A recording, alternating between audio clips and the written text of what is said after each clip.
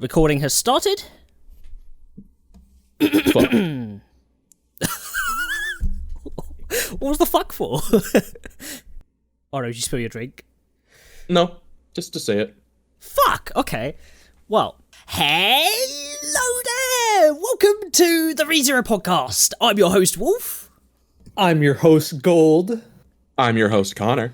And today, gentlemen, we'll be discussing Arc 9, Part 1 of Phase 3 of the web novel. Now, you may be like, Wolf, why are you saying it like that? That's kind of weird. Well, we are divvying up Phase 3 into two halves, because currently, as we are reading this now, not all of the chapters that have been done for Phase 3 have been released on Witch Cult. And we At least as full translations. Full translations, yeah. And we felt 31 was chapter 31 was a really good stopping point for this phase to cut it in half for the podcast. So we have read up to chapter 31 for this, just so you were informed about that. But we have some exciting content to talk about today, boys. Oh my god. Oh my god, yeah we do. So, just out of the gate, I did know ahead of time that Wilhelm was coming in this phase. But only that he was going to show up and fight against what I assumed was Ye, because of the chapter title got spoiled to me a while ago. Oh, yeah, that's true. But aside from that, like, this is probably the first time I've gone into a phase completely and utterly blind as to what's going to happen. And man, did it pay off. Like, this shit was fire, like, all the way through. Actual, like, edge of your seat reading. It's crazy, this phase so far. I'm just like, whoa, I'm like wrapped up in the energy. I'm getting all of the high moments and all of the low moments. Tepei is doing such a good job of, like, balancing all of this to make it, like, really fill the through line. Arc 9 is a banger so far, guys. Jesus. Yeah. 3 phases in a row, knocked it out of the park so far. Like, this shit is great. And I think this is the first time that it's been a point where Subaru isn't, like, present, and it's also been incredible consistently. Yes. Yeah, I mean, I've always really loved a lot of his characters, you know, just in general. But yeah, you're right. Like, usually Subaru's leading it, and we love watching from Subaru's perspective. A lot of our favorite moments come through his POV. A lot of times where it switches POV, whether it's named chapters or whatever, those are always impactful moments. But instead, his ability now to jump around to any member of the cast and put us in their perspective, thus far has been really seamless, you know? Yeah. Mm-hmm. It's, I feel like he's very much, like, learned a lot of lessons from Arc 5 and now Arc 7 and Arc 8, where he's really starting to get a hang of, when I'm jumping POVs, how do I really get into this character's head and make it compelling? Also, just how often to do it. Yes. Like, because there was a lot better pacing of, like, how long we're with one character in a given chapter before it starts to feel like it's dragging on. Yeah. And other times where it's, I don't want to leave, and then I get the full chapter with them. And it's great. His ability to nail the character voices, even through the narration, like, when it starts off as Hankle, you just immediately can tell whose head you're in. Like, almost less than a paragraph in, you can pick it up, which is really exciting that he's kind of come along so far with that. You know, in the first 2 phases, you know, you kind of have the perspective that a lot of this will be in Hankle's perspective, right? Mm-hmm. Or sorry, not Hankle, Al's, right? Yeah. And that being said, like, his ability to kind of give you that idea and then saying, like, for the sake of redundancy, for the sake of the story, let's make it so that we're not as his POV as much, so that we can keep the mystery alive a bit more, you know? And I think he gave us just enough to be intrigued, but not, like, too much for us to be bored or, like, yes, I know you're purposely not revealing this and we should get this by now, or literally, like, Al's just dancing around it all the time, you know? So we've gotten that out of the way, and now we're allowed to, as you said, bounce around so often. Like, the Kinessas in these chapters and the POVs that are being kind of mixed and matched are really interesting. I mean, like, we probably have gotten at least, like, 6 or 7 characters' perspectives this phase so far. So we had Al, we had Ye, Petra, we had Petra, we had Wilhelm. And Emilia. Emilia, so that's 5. Hankle for 6. Otto for 7. Yeah. I feel like I'm missing one. Yeah, we might be. Hankle, we already said probably, right? Yeah. Yeah, Hankle and Wilhelm, and then Felt for our like 3 outsiders. Then we had Otto and Emilia, so that's 5. Then we had Ye and Al for 7. I think that's it, actually. Yeah. Yeah. And I'm just so impressed with how Tepe is getting better and better at structuring his writing as he's coming along. Like, that's the thing that I feel is coming across more strongly the more he writes is, okay, how do I use the structure of this to my benefit and make it interesting? Because he's very, as you guys have said, he's very much balancing that line of giving us enough information to keep us interested and theorizing, but not too much to spoil the fun either. Yeah. And like it's great. I'm going to actually use that as a transition for the first talking point and kind of an exciting reason of us doing this in the middle of the phase where we haven't gotten all of the answers for what's been revealed yet. Gluttony has regurgitated someone that affects Emilia and doesn't affect Al. And that really can only be 3 different options. And one of them is super unlikely. So if it's either Rem, Joshua, or Julius. Mm-hmm. I think it has to be Rem here. I don't know. I think Julius could function super easily too, though. The reason why I say that is because I think right now we're getting into the point where the Emilia camp has to be all on the same page, directing to save Subaru, right? And I think it'd be more impactful if Rem comes back here and we get another good part of this arc in which it's like, oh, the reuniting moment is more desperate on that angle too, because we get to see Rem as she is united as one, and then the stakes of like, man, I can't wait to see Rem see Subaru again, you know? So I do fully agree with you, and I absolutely think it is Rem as well. I just wanted to play devil's advocate for Julius just for like a second, 2 seconds, just so I wasn't Rem fanboying. Yeah. But I feel that the little bit we get from Otto at the end of 31 is proof that it is Rem, because he never met Rem in the canon timeline, so his memories would not change from this. That's right. They would have changed from Julius slightly, and they definitely would have changed from Joshua, because he interacted with him a lot at the mansion and met Julius maybe for like 2 minutes at the inn, enough that I feel like he probably would have noticed the change and thought of that in his. Well, I'm of the opinion that whatever's happening in Kawaragi, Julius is there with Anastasia, right? And because of that side story factor, right, I think it can't be Julius, because either, well, maybe Tepe would like to write it like this, where like the side stories start to weave back into the main story while they're going to the geyser, right? Mm-hmm. Mm-hmm. But I think for now, the immediacy of, and also like it would make sense for like Emilia to be like, oh, what's that? Is that if it's Rem, right? I actually also think it would be detrimental to Julius's story if his name is giving back now. True. I agree. I think Joshua is more likely than Julius. And he has to beat Roy. I think like that is more impactful to get his name back beating Roy now. Like that makes sense. He's the wild card factor that might go like shaky here, right? And it adds that I think it adds like a really awesome through line. So it's in the back of your head for the rest of this arc, and then we get a big moment where she comes in, right? Because we're not having the POVs of characters that know who she is, and it's a purposeful thing for Tepe to either tease us or like it's an actual thing, right? And then if our theory about Subaru getting yeeted down this geyser hole back to Earth is true, that adds a tragic situation to this for a bit of this arc, right? Where Rem is like maybe just on the precipice of reuniting with him and he's gone. Well, I mean, this wouldn't be her memories though, right? This is her name that he regurgitated. So it's everyone else remembering Rem, not her remembering previous life. I don't know if he's regurgitating like the name or the memory specifically. I can't tell. Like, well, if it was the memories, then it wouldn't affect anybody else. But I don't know if it's like both are attached when he's throwing them up. Do you know what I mean? Like, I don't know if he can choose to take one or the other when he's regurgitating them specifically. That's fair.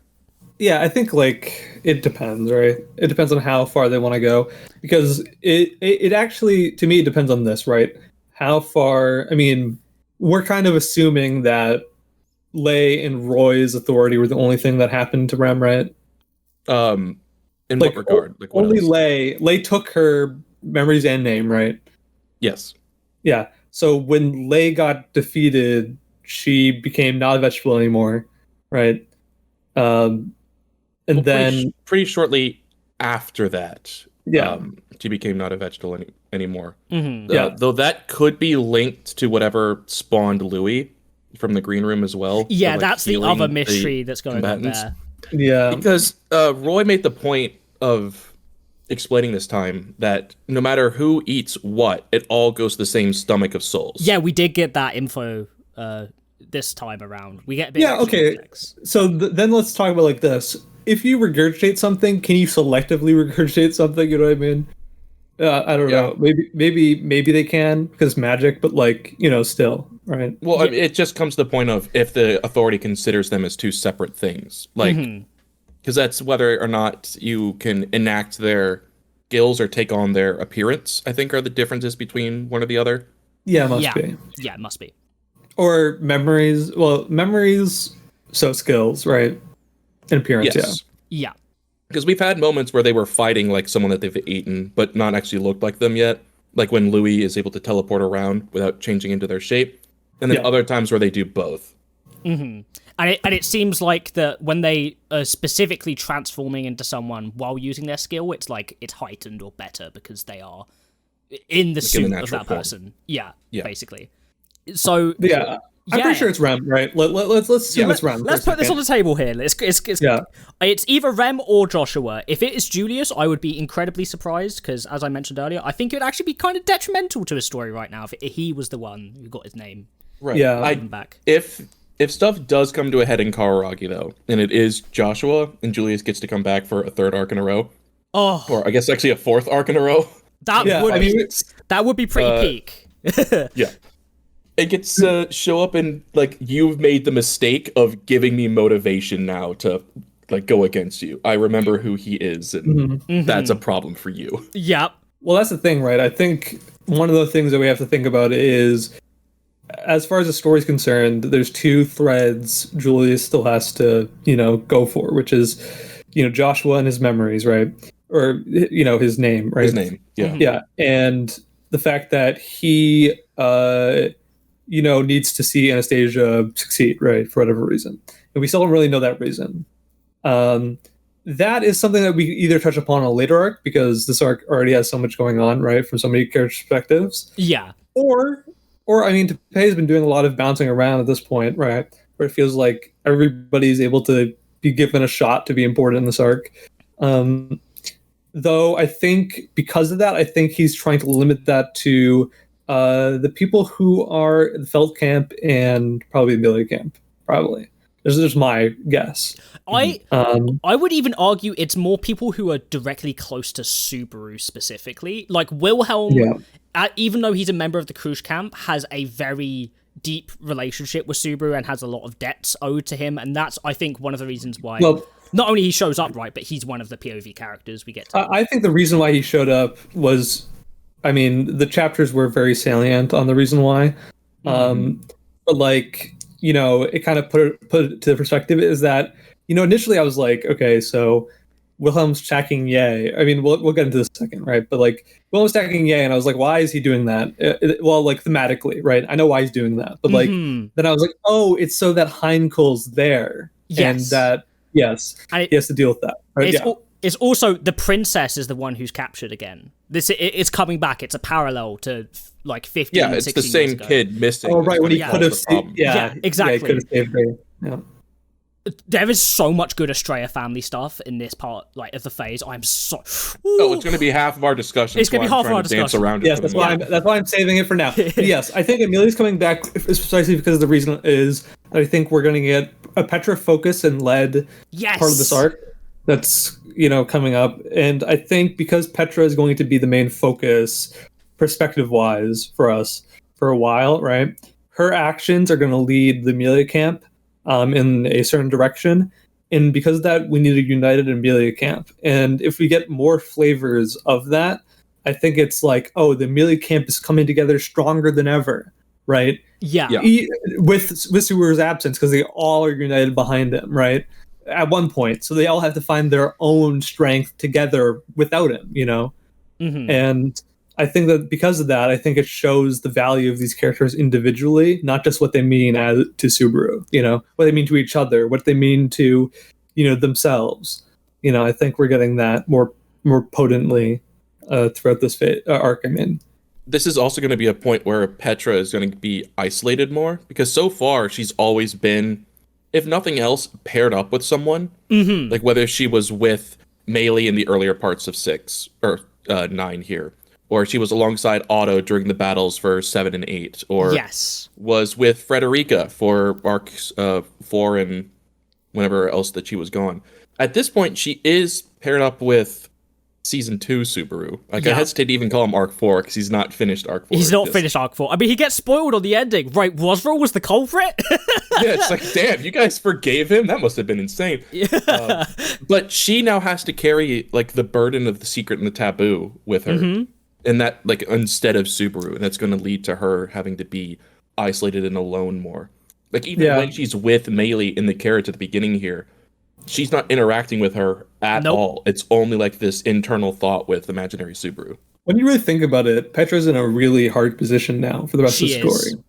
Because what she now has on her plate, and this is hopefully not death flag or anything like that, but like what she has on her plate is sort of like this idea of that she could either, stomach all the witch's hate and delusion onto herself for the rest of the story, isolate herself to make sure that nobody else can be harmed by the witch as the witch chases after her or whatever. Mm-hmm. Or, Reinhardt has to fend it off for all time, right? Which hopefully doesn't happen. Or maybe she gets, I don't know, Louis to eat her memories. Well, that's what I think that's Al's plan right now, is that he's having the witch exist by having Petra know the taboo. And his plan that he needs Gluttony for is to remove that piece from the field eventually by either eating Petra's memories, or if Al knew which book he gave Petra, like knew specifically what she was reading about, he could even just have him like somehow eat Echidna's name. I don't know if that can work, but I think he's actually planning to eat Subaru's name. That's what he wants. Like, because it's a two-step process, right? I throw Subaru out and get rid of him, but then I get rid of the trace of him that exists in this world by having his name eaten. But the problem is this puts Petra in a really precarious situation where either way she's kind of fucked. Because if, with the way it's integrated into her mind and with how reading a book goes, she knows, like, she is never going to be the same person after this, and her brain is, like, trying to fluctuate between Subaruism's real life, I should say Earth world stuff. And if Subaru's name is eaten, there is a high possibility that Petra's mind will just break, I think. I don't know if Al can have Subaru's name eaten, because up until now, we've always speculated about and assumed that he was just lying about not knowing who Julius was by being from another world. But if the consideration has to be, this is someone who, like, the return of their name is someone that's going to affect Emilia far more than will affect me, then that means that he has to be susceptible to the name eating as well. So he would forget about Subaru entirely and, like, lose his entire current mission. True. I wonder if it has to do with him grafting whatever, like, what plans Subaru. He has. Yeah, because if he's trying to overlap Subaru with himself, he needs Subaru to exist, but he could, I mean, like, there's so many parts and steps of the process. Because I'm like, it doesn't matter, like, because Oddlog, okay, so here's my idea, right? So, like, you can assume that he is some sort of clone or whatever of somebody, right? And memories can be transplanted as well as, the soul, whatever. And because of that, like, he probably wants to do the same with Subaru, I'm guessing, to himself, before he throws Subaru away, right? Maybe. I thought he was trying to take Subaru's role rather than any part of his actual identity. Like, with Subaru out of the picture, then he gets to step into the shoes that Subaru would have otherwise been filling. I actually think there's a potential, like, I don't know if it could be, like, I think it could be either. Like, I genuinely don't know what direction it's going to go in, but it's going to be something along those lines, right? Mm-hmm. It's either going to be a more direct, I take Natsuki Subaru's place, or I take the role of Sage away from Natsuki Subaru. That's true. I think, like, a part of that's interesting because it's like, does he want to be himself anymore? The more the story goes on, the more I think that's unlikely. I think he doesn't care about how people see him. So he knows that this is so destructive, right? What he's doing so destructive, nobody will ever forgive him. So if he can take Subaru's place, then they'll be forced to forgive him. You know what I mean? That's probably what he's thinking. Yeah. Unless he has his own name eaten as well. Oh. Yeah, maybe he's doing it for himself. That's why he's rolling it with him. That could actually work. Escape the persecution after getting rid of Subaru. No, that's really smart, actually. Yeah, that's a potential too.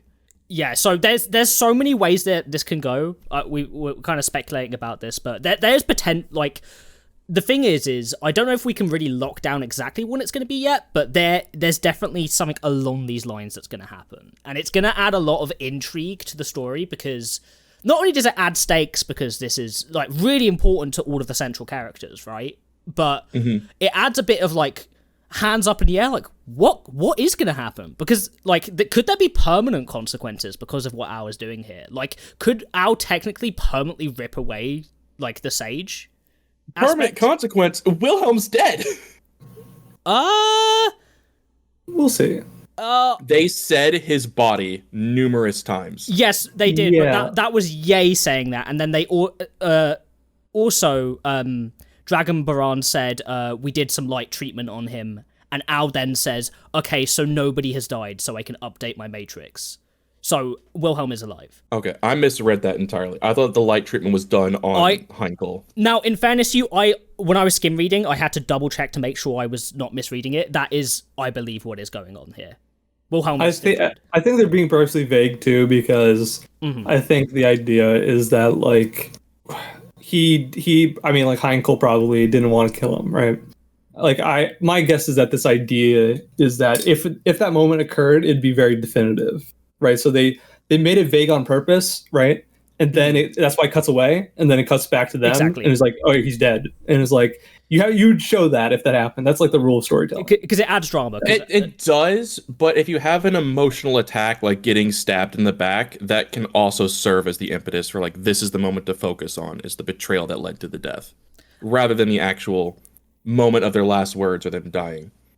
That's fair, but I do feel like if Topay was making that choice in the story, he would have it be more drawn out. That's how I feel like he would do it, at least, especially. Also, this is another meta part of it. If Wilhelm dies here, Krush is what is her camp at all? You know what I mean? I mean, yeah, but to extend on that meta thought, I have been informed that Krush was intended to die in Arc 5 and was saved by the editor. That's true, but that means that he now has like, this is a post-hoc track. Yeah, there's like there's a justification that keeps on going, which is like, okay, she's alive, that means she has to be more important later, right? Like, I mean, does it just mean that he didn't kill off a character but has injured her to a point of total incapacitation? Go ahead. I feel like because of this is literally, I think just because I've read EX1, there is more to it now, genuinely.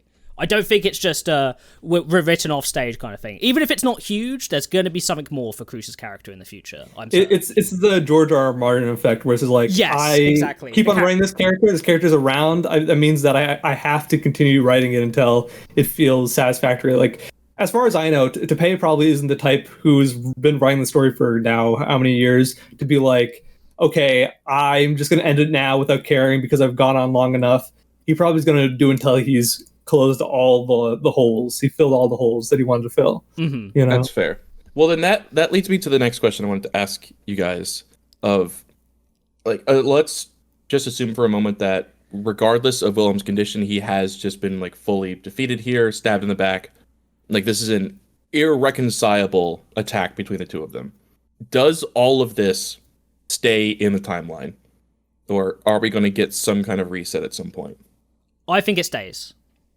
I think all of this has to stay, and the reason why I believe that is because I know what you're saying, right? Because you kind of want the idea that like the destruction being the havoc of this world, you know, that Al and his plan has devised, it's not going to go as swimmingly as he thinks it's going to go, and that means permanent consequences for the world itself and everybody's experienced it, and also means that when he's thwarted in whatever way, the world's going to be in a less good place because of it. You know, the dragon's dead, you know, in whatever fashion that is.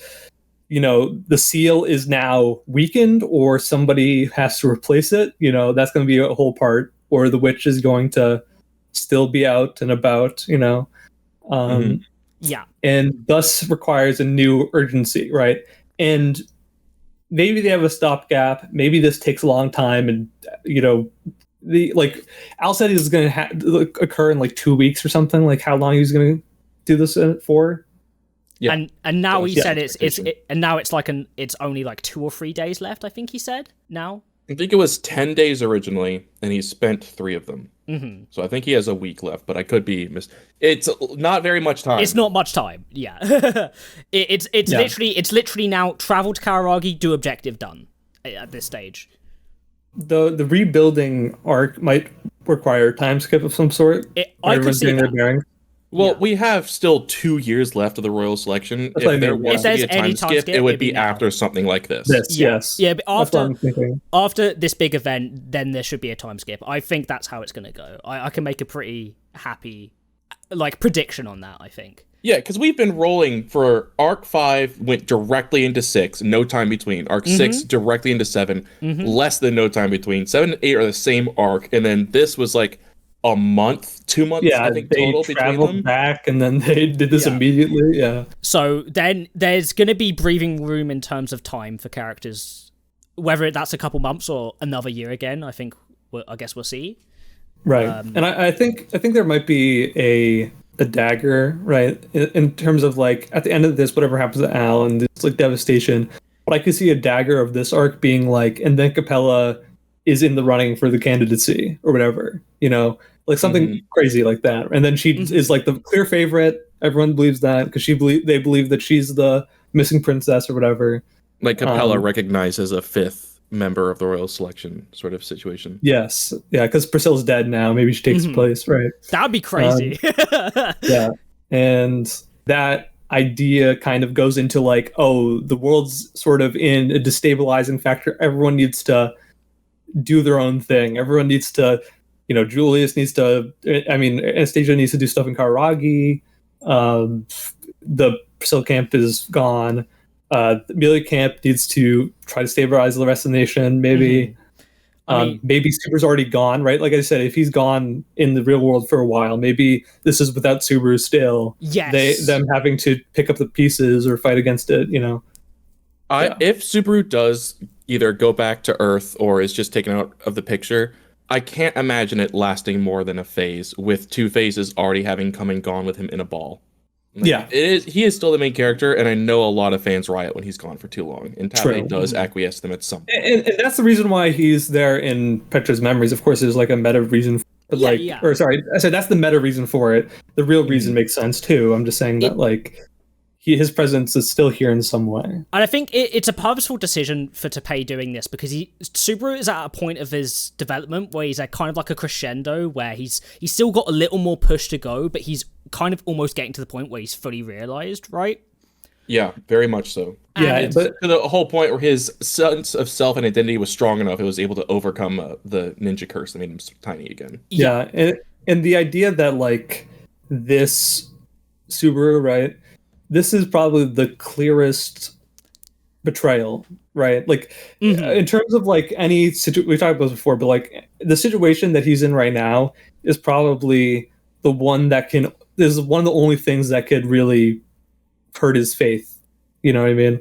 But like, of course, as you said, if he goes back to the real world or whatever, then he has to deal with that too. And it's going to be a resolution. Like when Subaru comes back, and no matter what form, like even if he doesn't visit the real world, I think that he is like 90% there. And then there's going to be only a few other moments that are going to really challenge him. And it's when, either Emilia doesn't win the world selection or whatever, or like is on the verge of losing. He has to make some hard decisions. If like Speak has to die for whatever reason to, become the sage candidate, like those moments are going to be the most impactful for him going forward. He's almost there, but we're gonna see, especially from like how story structure tends to go, we'll probably see a moment where of like not like ultimate everything's gone defeat, but like a real big back foot moment. But Subaru's at the point in the story now where if Teppei was gonna do this to him as a character, he would have to do it now, right?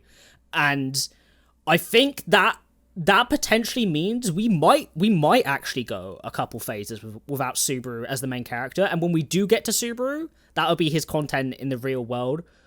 I don't know if he would structure it so the end of the arc is him coming back and then resolving this, or it leads into the next arc. You know, like, especially with how arcs have been leading to each other recently, I'm curious to see how that could work. Yeah, I guess the idea is that... I kind of hope Subaru doesn't resolve this arc. I think it's, like, better off for... If nothing else, for Emilia's reputation, for him not to be the hero this time. No. What I didn't mean him... Sorry, I phrased that weirdly. I didn't mean him resolving it for everyone. I mean the resolution being that he's back because everyone saved him and everyone sorted stuff, right? Mm-hmm. Like, a good part about this scenario is that, as you said, it's like, it gives the Emilia camp to be their own characters without Subaru, and it means that their successes are their successes, and not because of return by death or whatever, you know?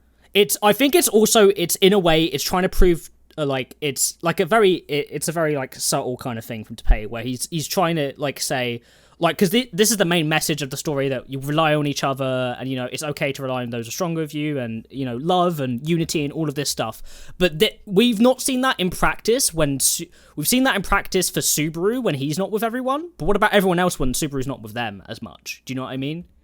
Mm-hmm. That's going to be a bit more interesting, I think.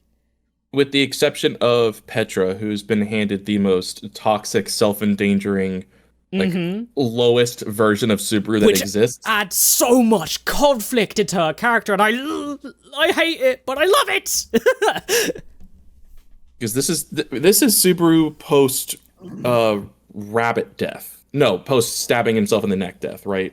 So this is the point where he's, like, actively wanting to abuse Return by Death. He goes into I know hell, and then everything goes to shit. Yeah.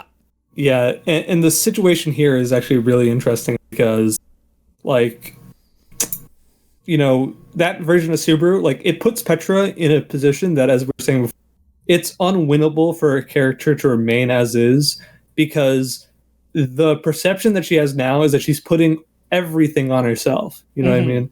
Which means that either some drastic change is going to happen to kind of resolve that, or something bad's going to happen to Petra, and I don't want that to happen, but it might, you know, it might happen. Yeah, there's... Do you think she maintains the knowledge of Return by Death and that he's from Earth through the arc? Like, if that persists to arc 10? Yeah, I would think so, yeah. My hope is yes, because it adds so much to the story, but, like, I'm thinking about the mechanics of it, right? Either we need to find a way to make sure that the witch is kind of sealed or occupied, or, like, the only way that this could happen is that literally Reinhardt is fighting the witch for the next year or whatever, right? And that adds a lot to, you know, Felt's camp.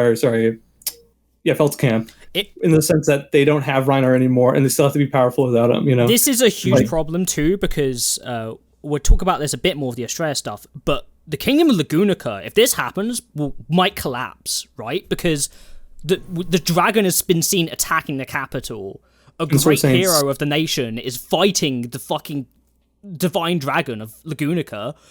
Like, and if the Sword Saint is busy fighting off the Witch of Envy and can't defend the country, it could collapse. I mean, it's going to come down to whether they can, I guess, fix Volcanica or not.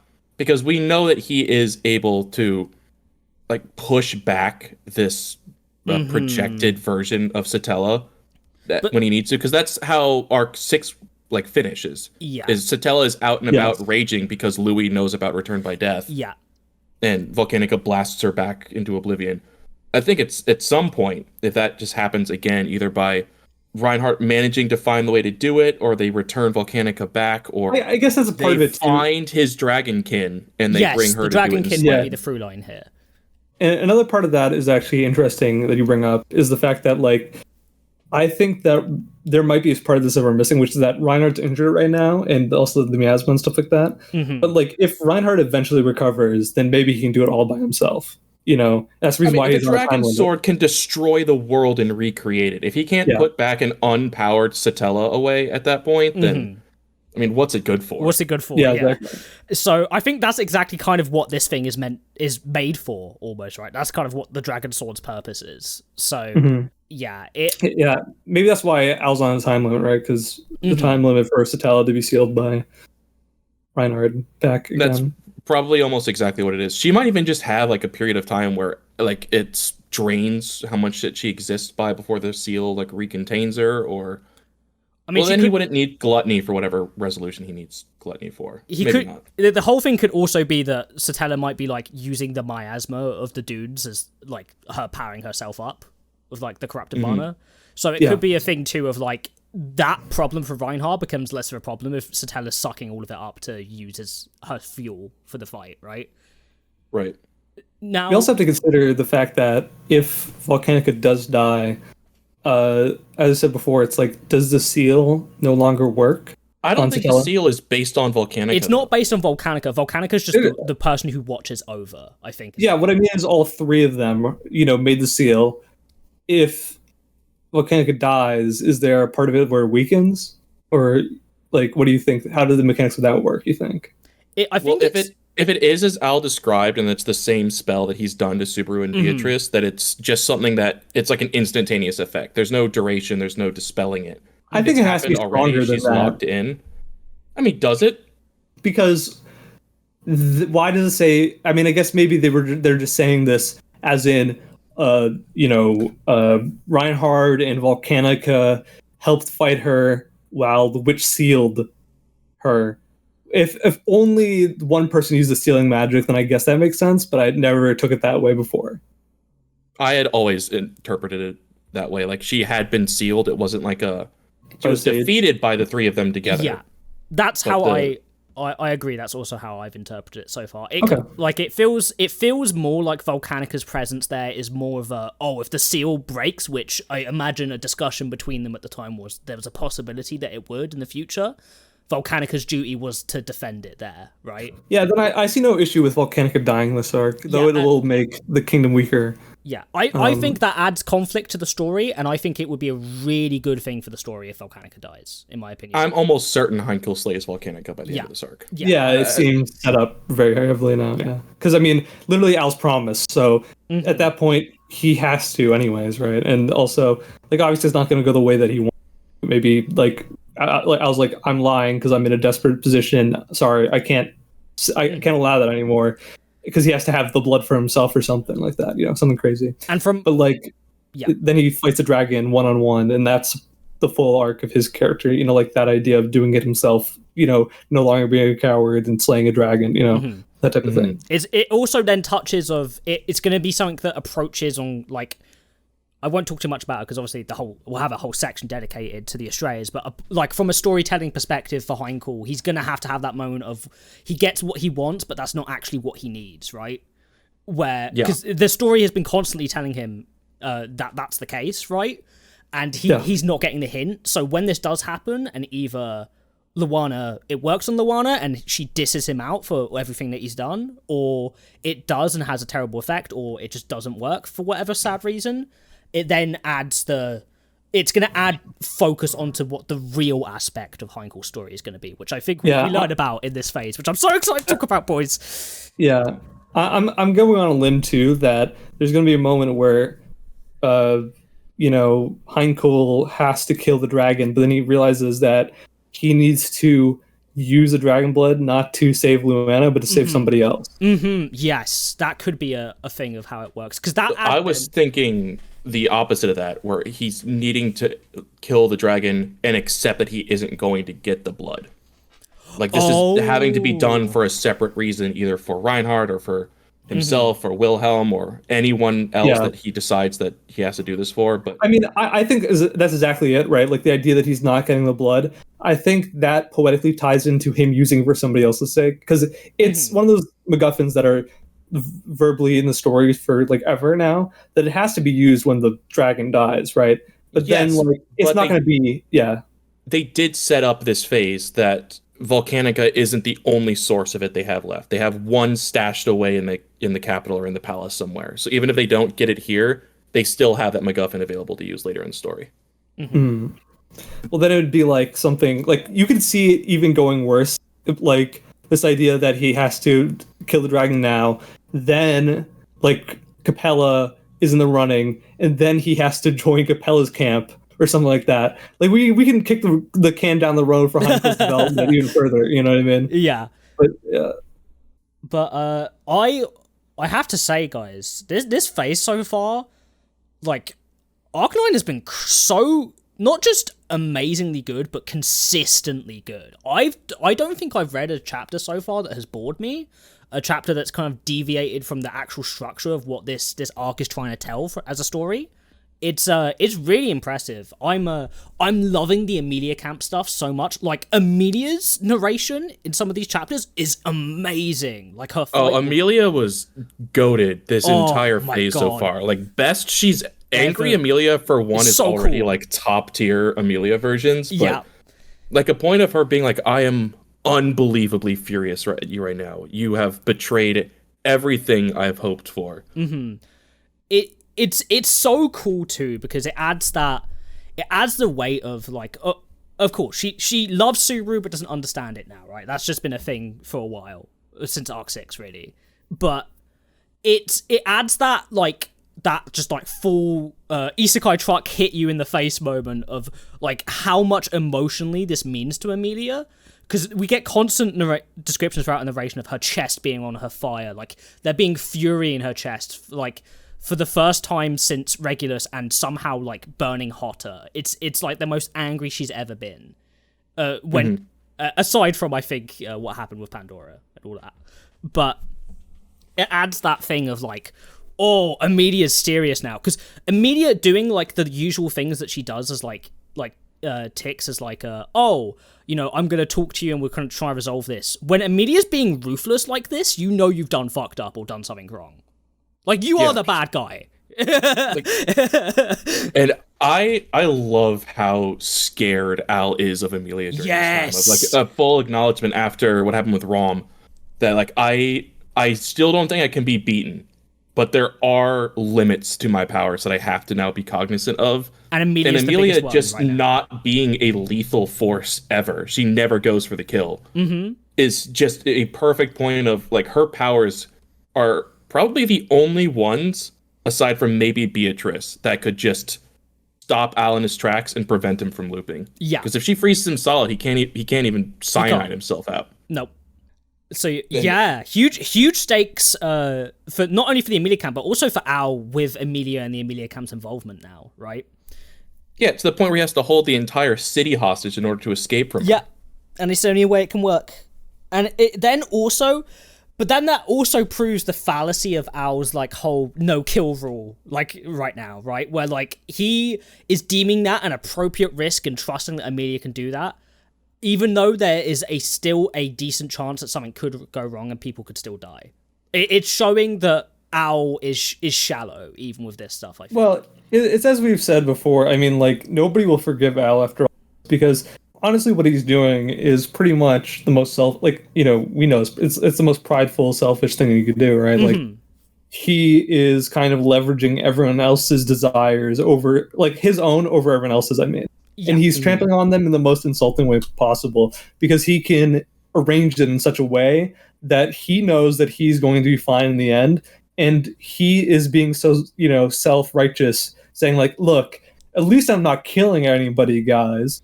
Even though that's something that he personally would hate. That's the only reason why he's not doing it.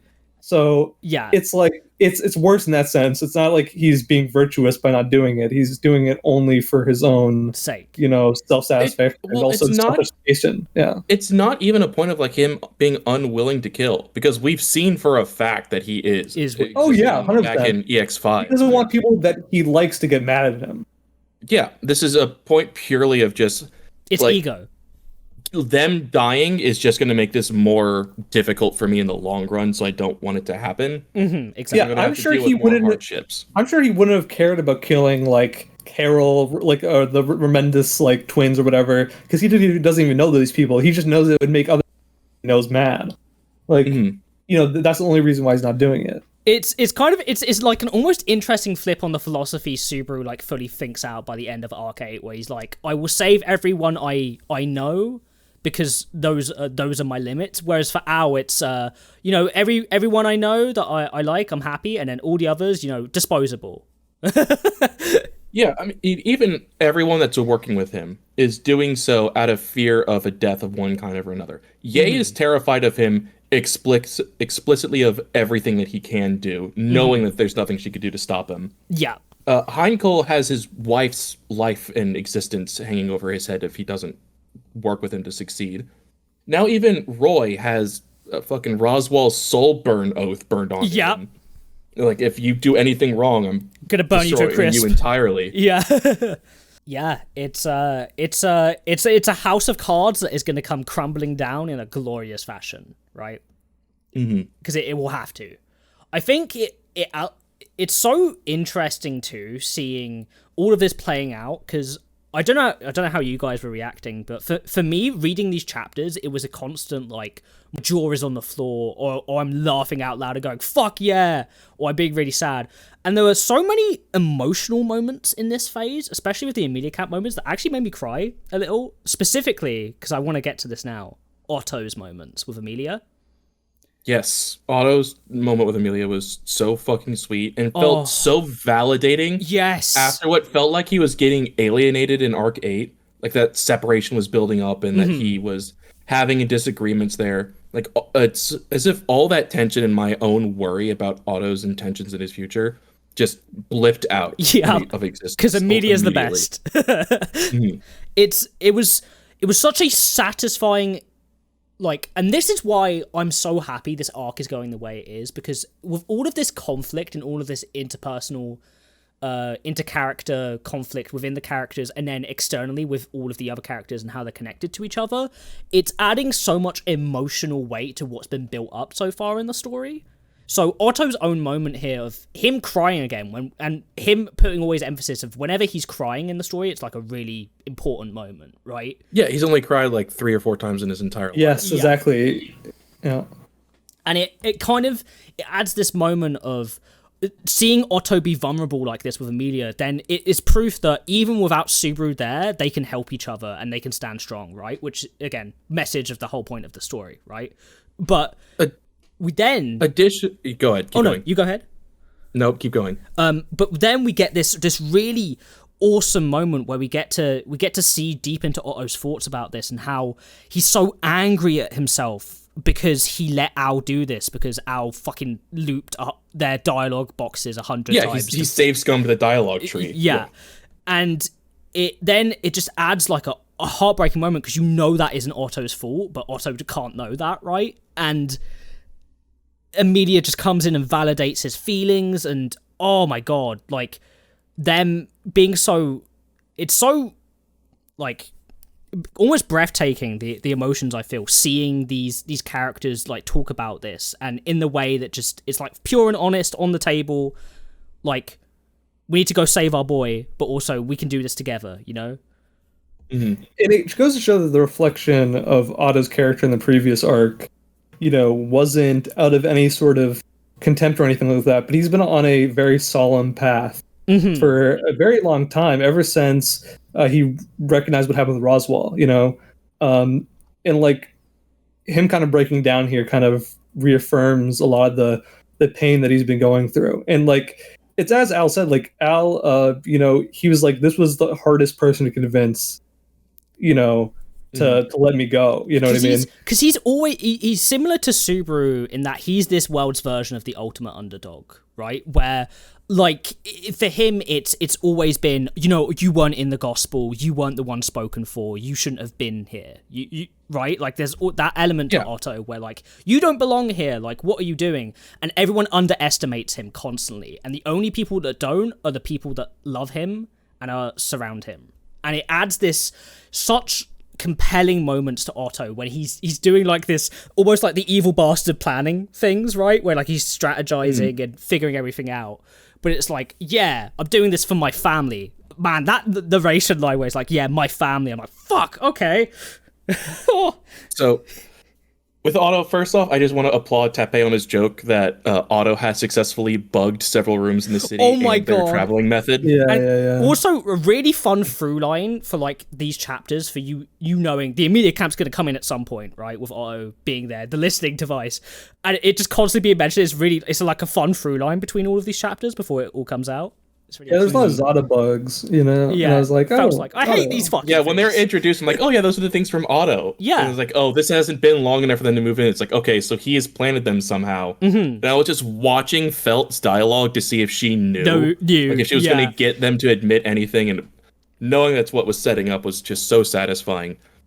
But for another point for Otto and his, I guess, importance in this arc going forward, we got in the last arc, or this might actually have been the end of 7, of just how powerful he can be when boosted by Petra, who we also know is going to be like a major player going forward here, who is being influenced by a version of Subaru that needed Otto more than anyone else at that point in time. Like that was the most important person in his resolution for Arc 4 was Otto's assistance. So them coming in to have that as almost their like counterattack against it, of someone who's already figured out exactly where they're going and knowing like where they have to go to stop them, and somehow got a meteor to hit them. I'm not really sure how that pulled off. I'm sure we'll get that explained soon. I'm guessing inclined, but it's a whole my whole thing here, and like I guess the resolution of at the end of 31 we get Otto's moment of I've like him overheat what he calls from Subaru overheating his authority, not his authority, sorry, his huge earth magic. It's divine protection. Yeah, to use it, and him stating, let's see how you go with the whole world being your enemy. Is Otto like using his divine protection to the most extreme to say, yeah, good luck getting sleep on this journey, guys, because everyone is coming for you. Yeah, I think honestly it's that, and also like even the animals are him, yeah. You know what I mean? Yeah. I think that's what he's trying to say here. You know, like nature itself. Every creature. Yeah. So, like, for an additional point for Otto, I guess, before we move on to the Estrellas for the second half of this, is we know that his contribution in Arc 4 was mostly because he was unaccounted for by the Witch of Envy. Like, he wasn't written in the Book of Wisdom at all. She didn't account for him. She didn't take him into consideration when she was writing out the events of the future. And that gave them the edge over Roswell there. We've already had a bit of focus on Otto being... Like, I know he didn't take the most amount of loops for Al to convince. I think that was Roswell. But there was still, like, the point of mention of Otto being particularly... He was one of the higher ones. To get convinced to follow along with him. I think it's entirely possible that while Petra might be, like, one of our main POV focuses because of her now knowledge of the Return by Death and Taboo side of it, that Otto is going to be our through-line hero because Al is going to have underestimated him still, and he isn't able to account for what Otto is able to do, even when he shouldn't be able to do it. It could. Yeah, what was the line? It was like... Oh, yeah. I mean, I guess there's a part of it where I'm wondering if, because of after Rom's, moment, that he's done underestimating people, and if... Because, like, there's, like, a through line, I think, in the camp so far, is that when they're... Because, how should I say? Like, when he's doing anything, Al's doing his authority, right? And stuff like that.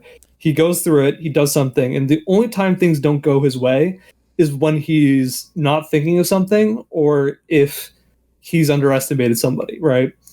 And... this happened the same when Ye was fighting not Hankle, Wilhelm, right? Yeah. So, like, is it a through line that like Al's camp is going to be undone by underestimating people, or are they starting to learn their lesson maybe? And that's the reason why Pei's kind of brought that up, I should say. I think it would, but even after he made the point of I got careless when surrounding the Zada bugs, his point of like contention with that was still, Felt must have told you, Emilia, about what was going on. Like, Otto's interaction in that didn't even come up in his mind. Like, he's still...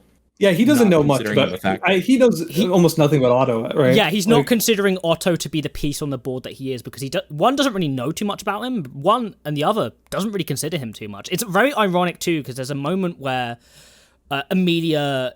notices Al is like, so you're uncomfortable around me. What's making you so uncomfortable, Al? And then he thinks about how, like, he has this small narration moment where he's like, not only it's not that you just hate me, it's that you never considered me. And the irony there is that he's doing that to Otto right now, right? Yeah. like if the Tome of Wisdom, right, is what Al's been trained on, then it would make sense that that is the one part of his plan that he cannot possibly factor into it. Yeah. And we've all been wondering like why Otto is excluded from that, and like the joke has been like, oh, he's related to Pandora because they both have platinum hair or whatever.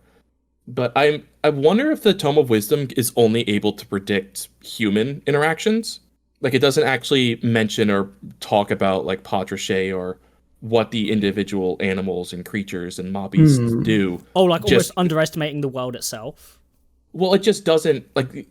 Echidna may have overinflated what her power was at that time. Okay. Because otherwise she wouldn't need to see the other options because she would have just been able to see the future for everything anyway. Well, I think there's limits to it, right? Like the idea that these witch factors have been passed on to everybody. And I think we've kind of come up with it wrong, and I know you might like disagree with this, but I think that there's might be a chance that like because the witch factors were created, there's posts that they're compatible with for sure, right?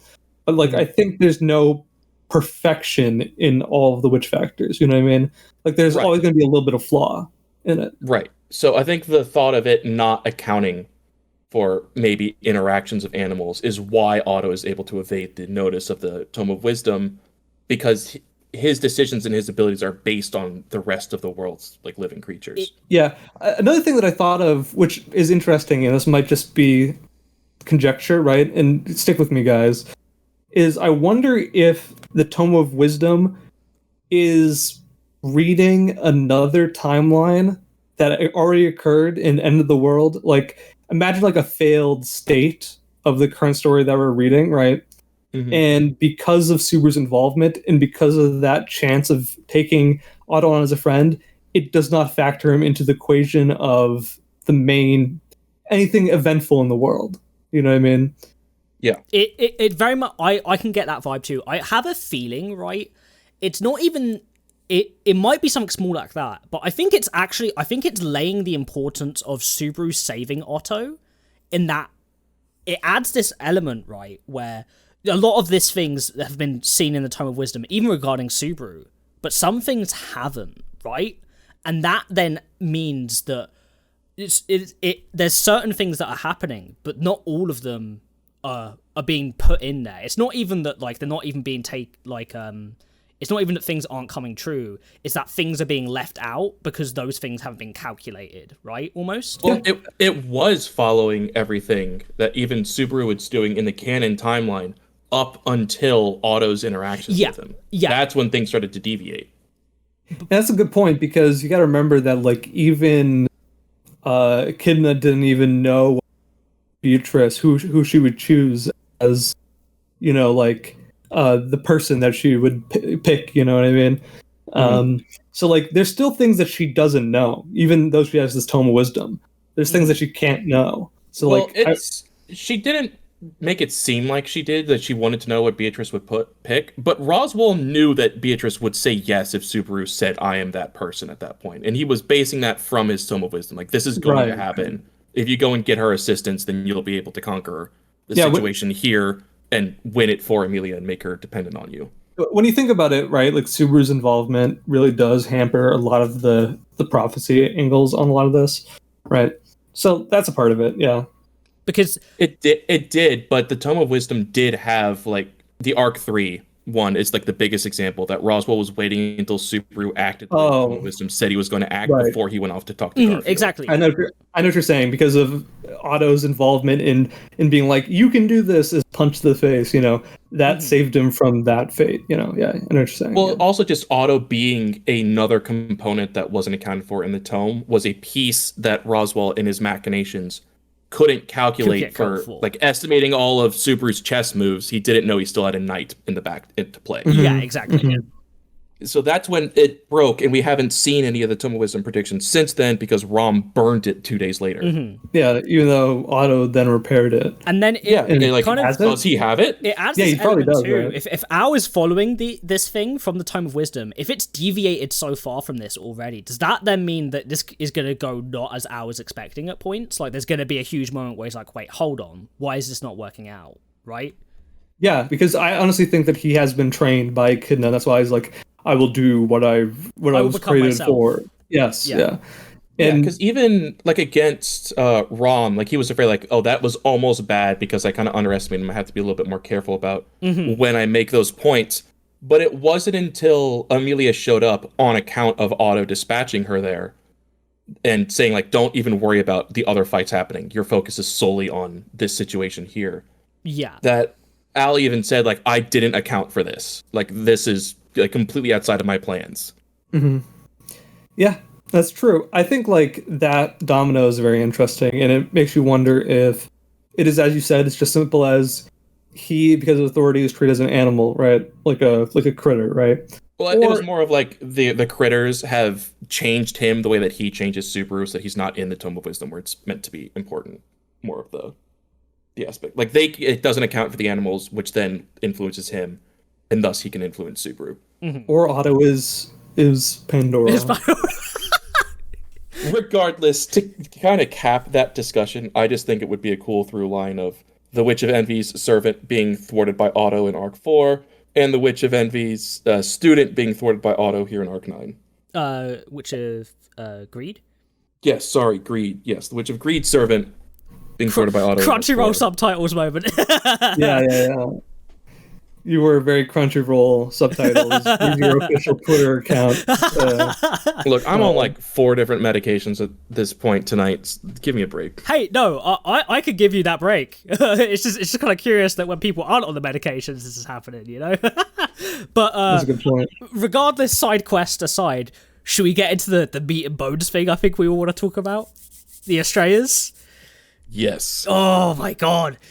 Where to even begin with this? Like, first off, Wilhelm's fucking aura farming that entire time against Ye. He was aura farming very, very hard. Like, I cut your fire attack in order to get to you, to stop you from killing me. 4 moves.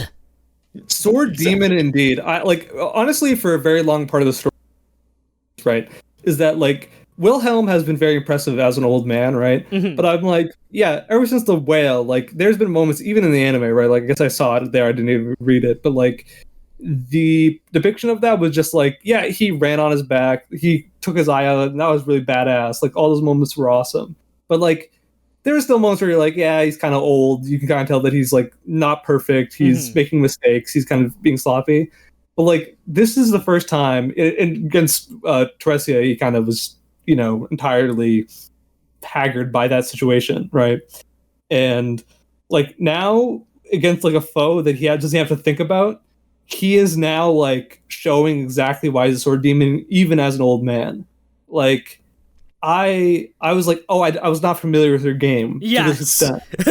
It's I think the narration does such a good job of explaining this and making it feel appropriate for the plot and story, and not kind of like feeling like a plot hole, where the whole point is all of these experiences Wilhelm has been having, and him being Wilhelm Trius right now and not Wilhelm van Estrella, right? He's like almost in his prime again. Like, he's almost at that level. It's kind of, it seems to be like suggesting he's getting close to the Heavenly Sword. I don't know if you guys feel that, but Larry's past it. That was that's the point, right? It's like what makes the Heavenly Sword versus the Sword Saint, I think, is just like it's a difference of either philosophy or what it does to you mentally. Exactly. But like, there is even the point of like Wilhelm had knowingly gotten weaker over time, but ever since the whale, followed by Sloth, followed by Pristella, and now to here, he has been improving and getting back to the state he was when he defeated Teresia the first time. Yeah, like and became the Sword of the Kingdom. The younger Wilhelm after the demi-human war, like, stage of Wilhelm's life, right? Yeah, and one thing that we had to factor in here is that like the first Genesis of the Sword Saint was somebody who reached the Heavenly Sword, right? In that kind of point, right? I honestly think that we can all understand that that is exactly the path that Wilhelm walked to beat Teresia, right? And you might say that that's like that's the entire like poeticism, is that like only person who could beat the Sword Saint title that was being passed on is somebody who did it naturally again. You know what I mean? Like, it's not anything like thrown onto him like a nepo baby situation. He earned it with blood, sweat, and a lot more blood. Well, because like we know for a fact that the only person who's supposed to be like on level with Reinhardt's ability with the sword in the world is currently the only other living person who has reached the Heavenly Sword. Now, having reached it twice. Yeah, I mean, twice. good for you, Ceci. Good for you, Sassy. He's probably the only one to have reached it twice, isn't he, knowing him? So... It sure seems that way. Because like I've kind of interpreted the divine protection of the Sword Saint as just almost either the observers of the world or Ode Laguna or whoever kind of makes the divine protections, not necessarily who passes them on. As we're going to copy the ability of someone who's reached the Heavenly Sword without giving you the mental derangement that comes along with it. Okay. It's your mental state is not the same. Like we see this with Reinhardt. Yeah, it's like it's almost like the instruction manual was downloaded in their head on how to reach the Heavenly Sword from like the perfect swordsmanship aspect, but it hasn't reached the element of like, say for instance, Reed, right, where he can cut concepts and stuff with a Heavenly Sword. That's not a thing we've seen Reinhardt do, right? Apart from with the Dragon Sword, but that's because the Dragon Sword could do that. And I think that adds an element of there's limitations to that, right? When you think about how Reinhardt's fought so far, doesn't it seem a little clumsy sometimes? Like when he was fighting against, when you see him fighting against Al, it kind of showcases that the most, where it's like he was just using his hacks, but like the way that he was doing it wasn't elegant or refined or perfect in any measure. It was just the way that he kind of was like, I guess I'll do this, right?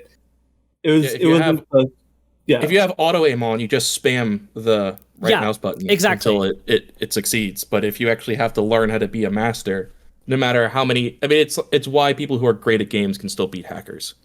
And it's why Wilhelm was able to surpass the Sword Saint once and take, not necessarily the title of it away from it, but like the mantle of Sword Saint from Teresia. Like the role, right? Not the title. Mm-hmm. Yeah. And needing to do that again here by being good enough to defeat the Divine Dragon. Now, this is... I think this might be like one of the most compelling through lines of the Estrella family story yet, where it kind of got taken in an interesting direction, which I wasn't expecting it to be on Wilhelm's mantle right now, but I feel like with how it's gone, it's going to move on to Hankle. We'll talk about that in a bit. But Wilhelm being like, I have to be stronger, I have to reach that prime, I have to surpass it so I can make the Sword Saint human again, is...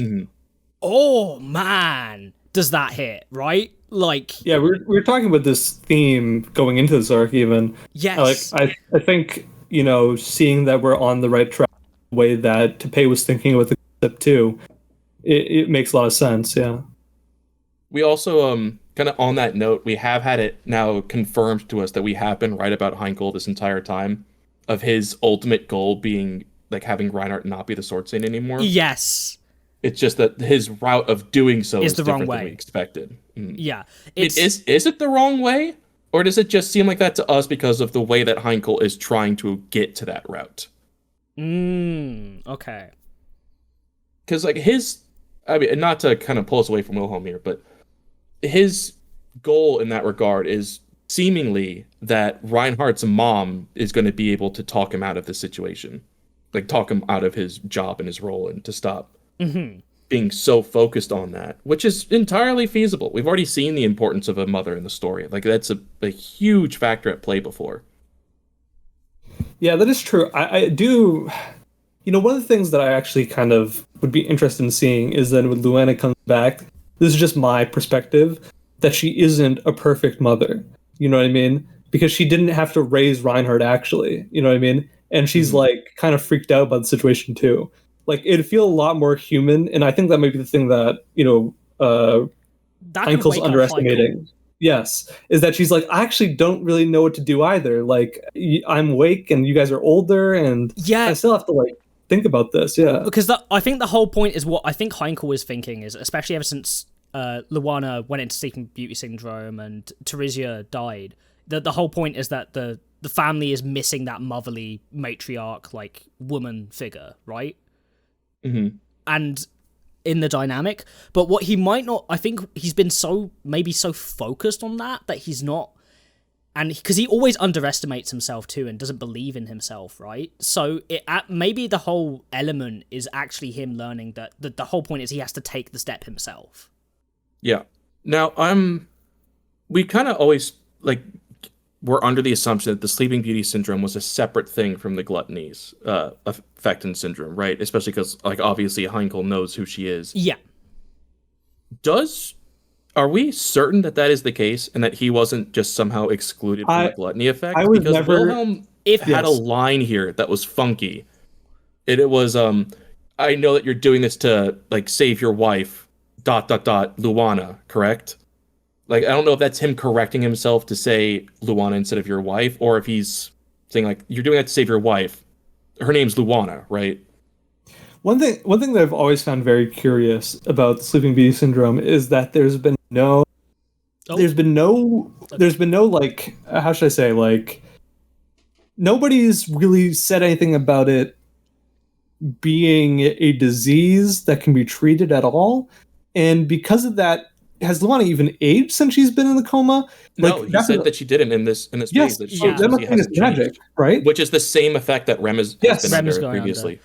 So at that point, you would assume that it is gluttony, right? Mm-hmm. Do you think it could potentially be that it was a difference in Archbishop of Gluttony? Because, like, these gluttonies are young, right? Do you think it was maybe like a previous interpretation? Yeah, maybe the one right before them. So now here is where I'm going to throw the theory that I've been cooking here, and it's going to sound insane. Okay, we'll follow. We've seen Luana in the flashbacks for the anime season 3, right? Yeah, and so she's not burnt out, which means that it's not fully effect anymore, right?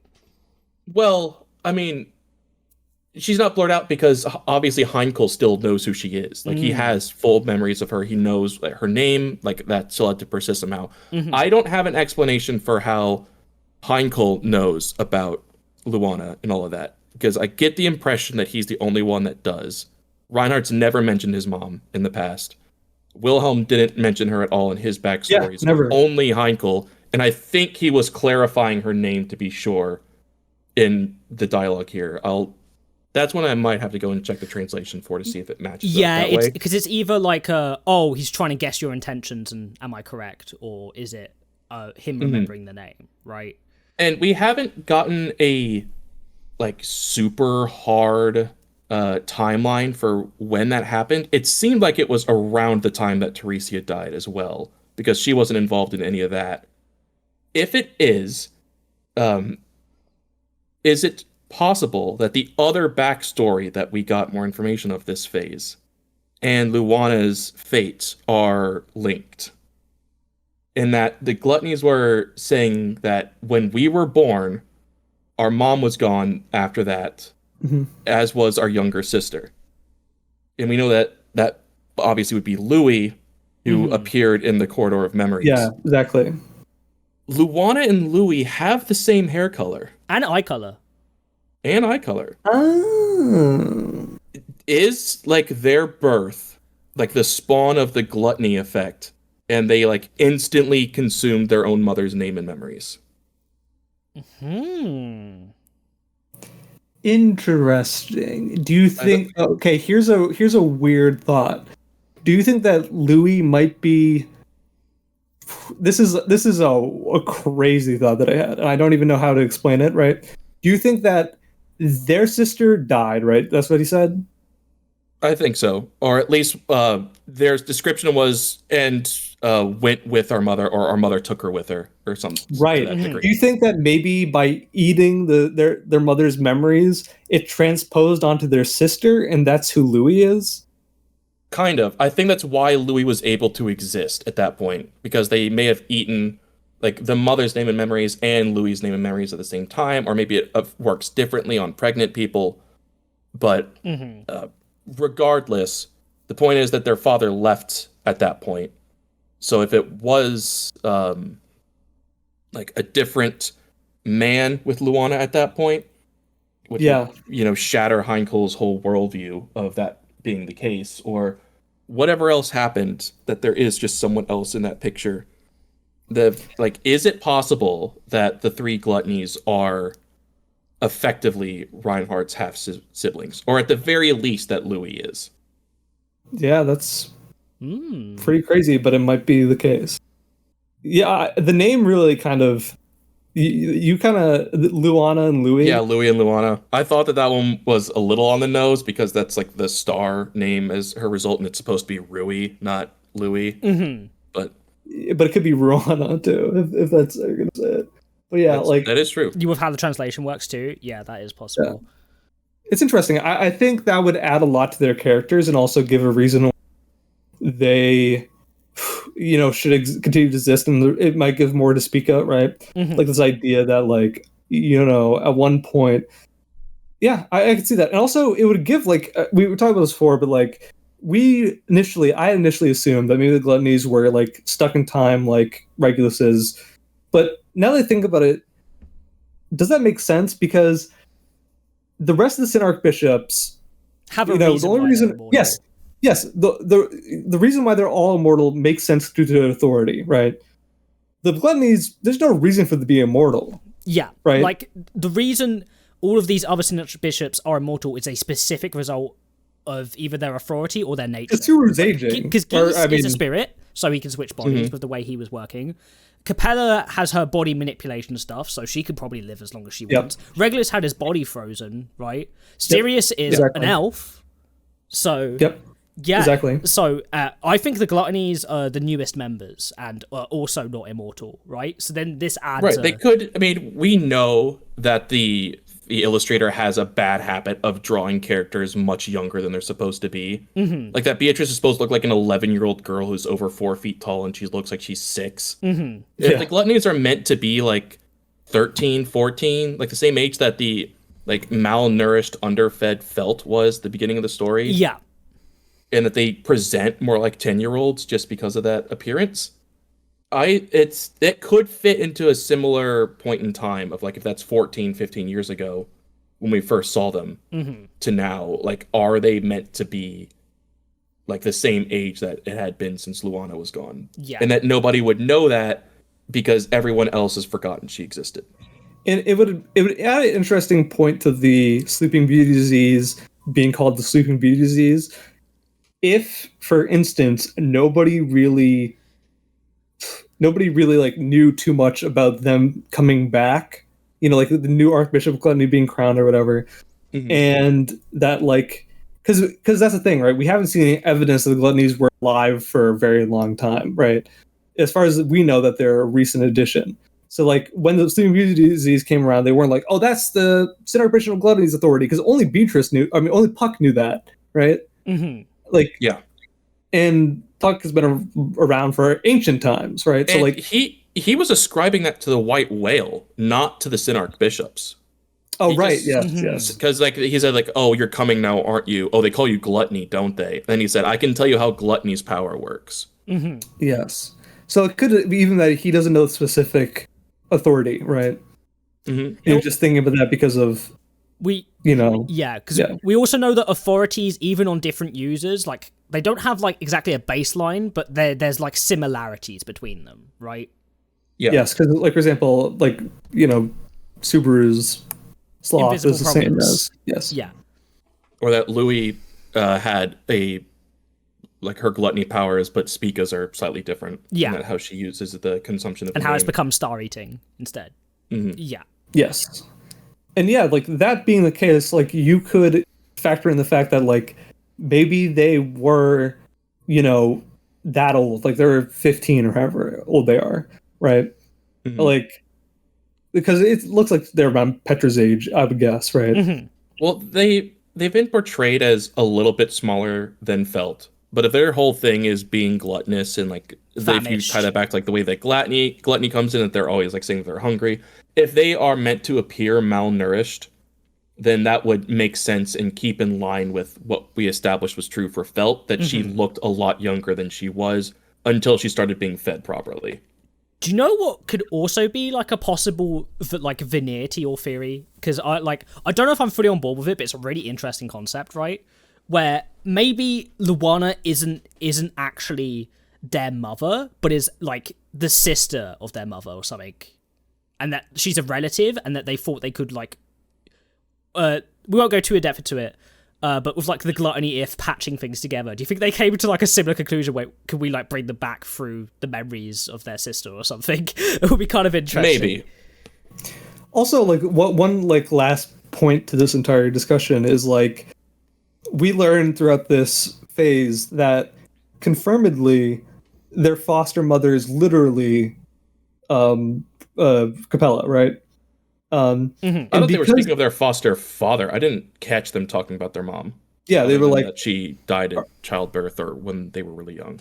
Yeah, they said our mother was gone or whatever, but then our foster mother took us in, right? And that's why they call Capella mother, right? So that like ever yeah. I completely have forgotten that is the case. I'm pretty sure that is a connection between them like that. I don't know where I've learned it, but in Arc 6 she says, "Oh, that's Mother's doing," right? And they're talking about Melee. Yeah, Melee calls Capella mother. They call Capella mother. Yeah. Okay. So like that being a case is like kind of interesting. So like if that's literally the case and they literally were just raised and they were part of this it like makes sense, right? I wonder if that's how the Gluttony Authority was split as well then. Like if they can't remember which one of the two of them is supposed to be older, if Capella somehow used her lust powers to literally split them in half and turn them into two people.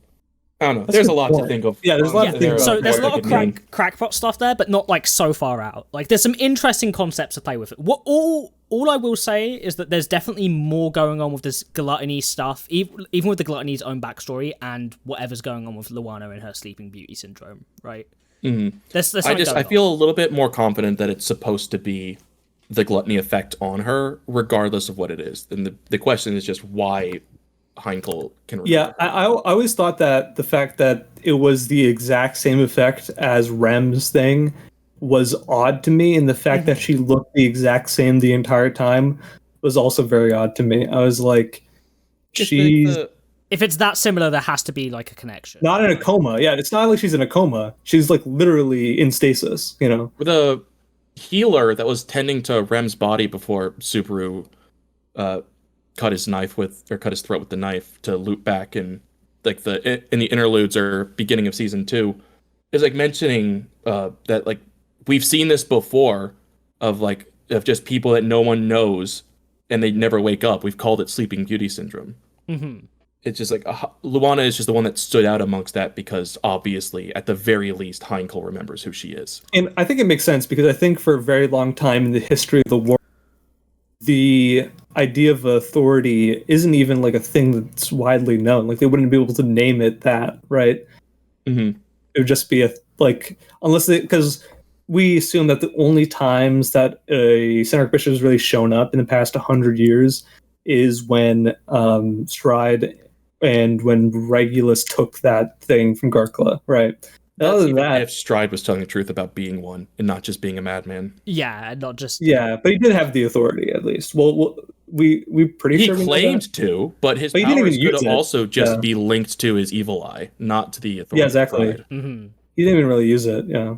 So, but this it adds an interesting thing here for me, where I'm kind of like thinking, right, like with how all of this is interwoven and how it's working. Do you guys think that we're going to be learning more about like some of these through lines in the near future, especially with Roy coming along with the Owl Party now? Yes, I do. I think there's a reason why he's there with them, and why Hankle is stuck around even when it's like there's constant points in his internal narration of like, why am I here? Like I'm here for this one reason. I'm here for this one reason. I'm here for this one reason. It could also be the structural reason why to pay kept speaker in Wallachia for this arc. I think I was thinking the exact same thing. Yes. Good point. Yep. And that like he kept her there with a task that has a limit on how long it will take her. Like eventually they will succeed and be done. Yeah, because it's like it's a cleanup crew. It's not like a thing that's gonna be like a problem forever. It's literally just this takes time to deal with, right? Yeah, what's it called? It's Undead Busters. What's the side story called? Whatever it is, yeah. It's like the zombie hunting party or something like that. It's something like very on the nose. Yeah. Yeah. But those side stories exist, and maybe you'll read them when that series is done. But But yeah, it's very, very interesting theories. I'm kind of curious to see where this will go. When we're leading through, I'm gonna give a this is gonna sound super crackpot as well. Okay, but follow with me here. It like if that is how it works and that is what happened to Luana and she is a gluttony victim, does this mean that Hankle is a sage candidate? Yes, I think it does, and that's why Tappei said that if Subaru wasn't the main character, it would have been Hankle. Yeah. But then this adds the veneer too of, unless Hankle was like someone who was reincarnated instead of teleported, Hankle is being a sage candidate isn't limited to being an otherworlder then. I don't think it is. I think it's just about someone who it has the right mental conditions to accept the witch factors into them in some way, shape, or form. And not be corrupted, right? And not be corrupted, and that having them, it becomes like a benefit for them instead of a negative. Like on an objective scale. Because like obviously I'm sure Echidna would say that having her witch factor was a benefit to her, but it drove her insane. Eventually, yeah. I'm then going to put an interesting theory out to you guys, and I want to see what you guys think. Is there potential that it actually is only just Flugel and Subaru that have been isekai'd? And follow through with me here. And the whole reason a lot of things went wrong is because the Flugel being a sage, that was the first sage from another world, right? And and whatever he's done to manipulate things, especially with even like the trials showing you need otherworldly knowledge from it, he's wanting another Earth sage candidate. Is that throwing the world off? Does he want another Earth Sage candidate, or was it Echidna, the Witch of Greed, that wanted another candidate from off-world? Yeah. So then this adds an element of, is this also another unnatural element that's working at play here, where a Sage candidate is actually still supposed to be from this world, and something's been broken because of this happening? I think it's possible. I don't think it's necessary, because like obviously him being from another world has not changed all that much about what he does. It's his use of the authority of envy that has really made him have as much of an impact as he does. But he still has like that. I mean, honestly, if you compare Subaru to Hankle and like their base level struggles when they first come in as characters, it's massive inferiority complexes that are related to their father. Yes. And like this pedestal like place that they put their moms on. And that's true for both of them. And they have, through one fault or another, both lost their parents. In some way. And just can't... They're, like, obviously, Subaru's dad is still alive, but he can't do anything to interact with him, and Heinkel's in the same vein. It's just that Hankle was older when this happened to him, rather than a 17-year-old like Subaru was. Does this... And then this adds an element, too. If Hankle was a sage candidate, could he get a witch factor at some point? Could he take owls? I mean, maybe. Like, it could be a reason why he doesn't have the Sword Saint witch factor. Yeah, because if he's able to have authorities, he can't have a divine protection, right?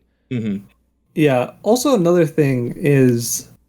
Yeah, I mean, I don't think it happened, though. I mean, it might, but it would then cause him to have to die by the end of the series. You know, which could happen. Because if our theory is that super slots is verbal, the whole point could be that if it's multiple stage candidates, could they work together? Doesn't it necessarily have to be one, right? You know, I just had a thought of that's kind of weird. Do you think that you need to die to pass on your Could you willingly give it? Maybe. Yeah, could you willingly give it? Yeah. I think so. I mean, at some point, we know that like there's a progression of the witch factors existing of either Flugel having all of them while also working alongside Echidna and Satella while they had theirs, and he never would have had envy. Or if he did, then he had to give it to Satella somehow. Well, no, so it went wrong when Satella got the envy witch factor is when all of that happened. But at least with Echidna, he was working with her for sure. Yeah. Yeah.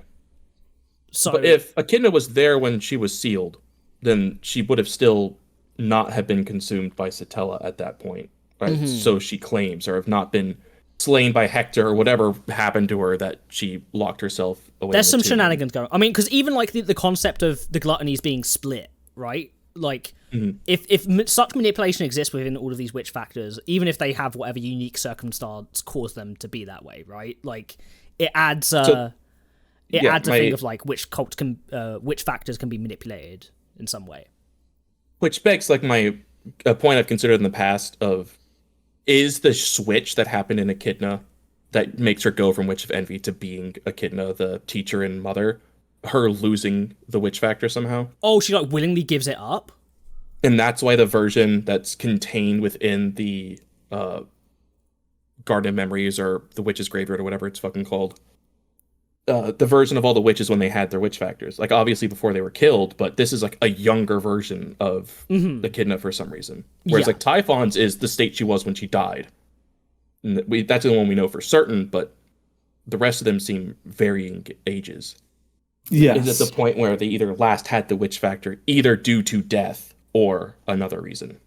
Yeah, there's lots of like, especially with all of the deep lore stuff now, it's kind of like to a point of there's just certain stuff where like it's kind of like we're gonna be getting some big reveals soon, right? I especially feel in this arc we're not all of the answers, but we're getting some, right? I have a feeling. Mm-hmm. Random side tangent. This is totally out of blue. We were just kind of on the discussion of this. The sloth witch factor was contained in a box made of Flugel's bones. Yeah. If we're right that Al is a copy of Flugel, is him losing the arm not just a mistake, but was done in order to make match the version that Echidna knew? Oh. And that the bones the box were in was something he either did willingly, or Flugel lost an arm and used his own bones to contain the witch factor in order to be able to give it up. It could add even more like, especially with like how Unseen Hand works and like Hand of Orion and stuff, it being an arm. If he lost his arm and that's why it manifests as an unseen hand. Oh, that makes so much sense. Yeah, exactly. Yeah, that could be an actual reason for that. Yeah. Oh, it wasn't a hand when Sekhmet had it. It was just like a force of gravity almost. Exactly. Yeah.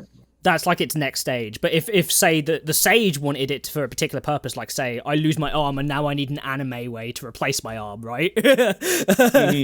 Yeah. That's true, yeah. What if Subaru loses his arm? It's a story to use. Well, he's lost his leg twice and lost an arm once, and they have regenerated because of the curse and dragon's blood. Yes, that's true. There's going to be a moment where he like gets permanently maimed. I wouldn't be surprised in the story. Especially with Depay being like, yeah, we've pulled the gloves off now. There's going to be a moment where I think Subaru's going to have a permanent maiming that he's going to be like fighting. It might be symbolic if eventually he loses the arm, like Al's arm. You know what I mean? I think if he's going to lose anything, it would probably be an eye. To tie into his whole thought of like, I have my like evil looking eyes, but I did get them from my mom. Him losing an eye more than anything else is probably going to be the most that too. And also, you're right, Odin. Yeah, it could have a tie wisdom with like wisdom and sage. Yeah. I mean, we've also seen him without an eye before, and it was a very cool look. So like, I think if he loses anything, it would probably be an eye, because he has already had to go through the experience of losing it once. But he, in the canon timeline, he has already lost an arm against the snake when he blew himself up along the table. When he blew himself up. Yeah. Yeah, it's something that actually Felix can fix anyway. So it's not like. Yeah. I mean, and it would be kind of interesting foreshadowing if Depay was like, oh yeah, a reference to that in Arc 4 of him like losing his eye, and then eventually he does in a similar way. Yeah, like if another assassin sent by Lust comes after him and manages to get his eye plucked out. Mm-hmm. Like knowing, oh, I'm told I'm not allowed to kill you, so I'm just going to make it a lot harder for you to do anything here. I think that it's also, like, especially because we're at the 90% stage of Subaru when it comes to a character now, right? Where I think so. That having a big transformation also physically would be very symbolically, like, fitting for him as a character, I think. It would be a great end to right before another time skip as well. Yes. And then, like, he comes back, he's gotten used to it, he has a cool eye patch or whatever. Yeah. It'd also be a very funny way for someone to make a joke that he looks like Reed. Mm-hmm. Very true. So, getting back to Hankle and Wilhelm here, like we were touching on it before, but Wilhelm's like almost a mini arc here of needing to resurpass the kind of person that exists in legends forever, of battling the divine dragon above the city and knowing like For his there is family. no route here other than me winning. Like that has to be what happens. Yeah.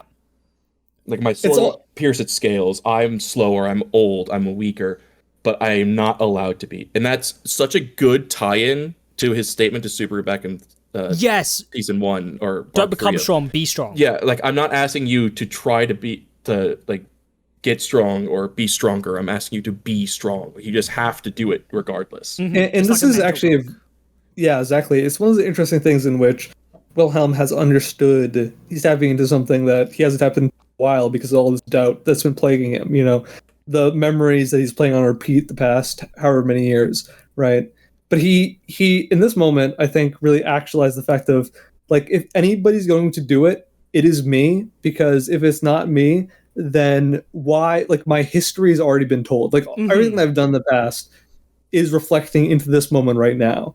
Like the narration did like a really poetic job of saying like it's like a poem, like a stanza, like the starting of a new epic for this man's already lived this epic. And a great point I'm excited to bring this up, so I'm gonna bring it up, is like because I just think it's like perfect. It's like, you know, in this generation of it might be 100 years before anybody can fight a dragon one-on-one, but this man has fought one twice, which means that out of anybody in the entire history of the world, he's the most qualified to fight Volcanica, and that's the reason why he, you know, like everything is coming full circle. It's like he's fought all these battles in a row, you know, like listing all his battles, and it's like this is who he is. If he doesn't win now, then, you know, like who would? You know what I mean? And then Heinkel stabbing him in the back is almost symbolically passing the torch to him, right? In a way, like it's strange. Like it doesn't like initially seem that way, right? Yeah, I know what you're saying, because it is him. I mean, like this, it's sort of like a meta way, but it's all Heinkel is stopping Wilhelm from having to shoulder that fate, that character, and saying that like, no, dad, like I'll do it next. Yes, it's my You know turn. what I mean? Yes. It's like it's almost this Heinkel can't saying be done your way. You can't just shoulder Reinhardt's problems here and be like his people's role, mom. like you did for Theresia. Exactly. Yeah. Like It's- your way won't work. It has to be done. And I think it's specifically it's because he's his grandfather and not his father, right? Like it's almost like it's a moment of like it's not a full. We're not going to get that full moment for a little bit yet, but it's Heinkel on the path of saying, "I need to be Reinhardt's dad for this to work. I need to become." Well, it's also that Heinkel knows that Wilhelm doesn't care for Reinhardt the way that he cared for Theresia. Exactly. Like that's the point of like that post funeral or Teresia's funeral, he's yelling at Wilhelm like, "How could you possibly we get dialogue think it was like that, okay to say to Reinhardt?" yes. Like That- I'm never going to let you see him again. Yeah, and they never see each other again. Yeah, until- that's actually a great point, and it's something that, you know, like we didn't really touch on because Heinkel in this very destructive mood after being an alcoholic, right? But like the moment right after, you can still see how much the love and protection he still has for Reinhardt. There was like no vain arrogance or anything like that. There was no like misery, self-deprecation. It was all just like, what you did there, you know, is awful. This boy couldn't, you know, like he doesn't blame Reinhardt at all. You know, like, you know what I mean? The turning point wasn't Teresia's death with him and Reinhardt's relationship. It's when Reinhardt defeated him in that spa. Well, he defeated him like almost immediately after getting it. I'm imagining that the conversation was like they were sparring, and like he's saying, "I need to get better." Like my mom, your grandmother, had to go out because she's the sword saint, and like she hasn't had to do this in a long time because your grandfather is out dealing with the princess issue, which he put on himself a bit in this phase. I don't know if that's meant to be taken more literally than just he wasn't doing his job, and so she got taken, but. Yeah, they're also kind of hinting towards there's a deeper reason as to why Heinkel was so sturdy, like his body. Yeah. There's also... Yeah, sorry. And he's saying like it refers to the sin of the past, of whatever happened with the princess. And it's kind of... Right. It's adding I don't know how much I can speculate on that, but it's certainly like a through line and mystery that I'm curious to learn more about. What's going on with how that's interacting with him. I wonder if it was like a deal with Lust. That she like got Felt out of the capital by using him. It's like, I'll make it so that, I mean, even if that goes back to the gluttony theory, it's like, I'll even take your wife's bastard children so that you don't have to worry about it. and make it so that you won't ever die in battle. Or she kidnapped them, and or she kidnapped them, and that Hankle was living with the knowledge that they had that authority in secret for a while. Mm-hmm. You know, it's even possible Luana had the authority and passed it on when whatever happened to her. Yeah, or if they can willingly, or as you said, it's like one day we had a mother, one day we did. You know, it's like one of those things where it's like she passed it on, maybe unconsciously, consciously. You know, who knows, right? Mm-hmm. Mm-hmm. I mean, if they are all biologically related, and the whole point is that Luana or if my theory is correct, Luana's sister has the authority of gluttony and dies in childbirth. And because they're like triplets, it splits free between them, right? Yeah. It would could explain the mechanism of how it split like that. Because I don't know if we know for certain that they're supposed to be triplets, other than just the fact they are all like the similar size age. Mm-hmm. But Louis obviously died in childbirth. Yeah. It could have been that those two are like a year older than her or something. Exactly. Also, it's the kind of thing are they directly related? Because they don't really share any like too much physical like traits. They have different eye colors and like different facial structures. Do you think it's more like a? That's why I suspect that lust has something to do with this. Don't do with it. Yeah. Like Louis is the one that actually looks like her parents. That those two share like half their traits with someone and half their traits with someone else or something. Or who knows with that end. Yeah, crazy stuff. Yeah. Mm-hmm. I guess going back to the praising Hankle of defending Reinhardt was where that conversation shifted a bit. Like it seems like he was genuinely a really good dad, at least at that point in time. Yeah, I think for Hankle especially with how complicated his relationship with his dad has always been, like even in the better moments of their life, right? I think Hankle was one of those people that swore to himself that he would kind of like break the cycle and be a better dad and be the dad that his dad wasn't exactly for him, right? Mm-hmm. But then that throws back into his face, right, with what happens with Reinhardt. I think that adds a bit more compellingness to his character too. It does. He also Hankle seems like we obviously know he wants to make it so that Reinhardt's not the Sword Saint anymore. Mm-hmm. I imagine, and we've discussed on this before, that he has to blame himself for what happened to Theresia as well, for probably being the one that encouraged Reinhardt, almost certainly accidentally, into being the one to take the power from her. Yeah, because I think so the kind of like the way I'm structuring as well, like how he kind of becomes like a drunkard and like mentally defeated, right? Is it if one of those events happened and they were kind of like separated from each other, with the way Hankle is, he might have been able to get through it, but if he blames himself for what happened and then the stuff with Reinhardt happens, that would be enough to make him spiral into an addiction or something, right? Like, well, we know that I'm sure, I forget if it's a side story or just past, we know that like at one point in time, Hankle was definitely still trying to be a father to Reinhardt for a very long while. And it came to a point of like, you remember the time where he got the ability to read minds, right? And Reinhardt read like an official's mind and told her that he was lying. And he was like, and Hankle was like, how can you do that? That's like monstrous, right? Like, like that moment of like seeing the monster that he was after he started using authority makes a lot of sense, because like you think about it, the Sword Saint blessing wasn't as strong with anybody else as it was with Reinhardt. And because of that discrepancy, like the difference there, that probably what caused the schism rather than, you know, anything like crazy like, oh, you just got beaten like once or twice in a duel and started because he was weaker. It was probably like, what is this? This isn't the Sword Saint blessing that I knew. You know? I think it's also that Hankle would have been almost looked over and ignored in favor of people going to Reinhardt for using his Sword Saint powers, even as a child. Because a big point of contention in that flashback was that Wilhelm announced to everyone at that funeral that Reinhardt was the next Sword Saint, that he had the powers now. Where it, at the very least with Theresia, she wasn't put into battle properly until a war started and her own family like brought her with her. Yeah. It was like years before like they actually thought that she was ready. And Reinhardt was being so young too, right? Like, because even Julie says the point of like, I was 8 when I saw Reinhardt, 2 years my junior. like outperforming everyone there. So he's already been inducted into the Knights almost immediately after that happens, to the point where it like affects Julius forever. God, I can't imagine how much pain Heinkel must have been in during that time.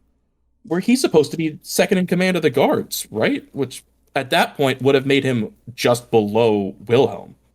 Like, because Wilhelm was acting captain. Until Marcos took over, yeah. Mm-hmm. So if Heinkel was just beneath him, then it would have been like, Wilhelm's handling the major problems, but then no one's coming to him, because why would they when they can just go to his son who has the powers of the Sword Saint? Mm-hmm.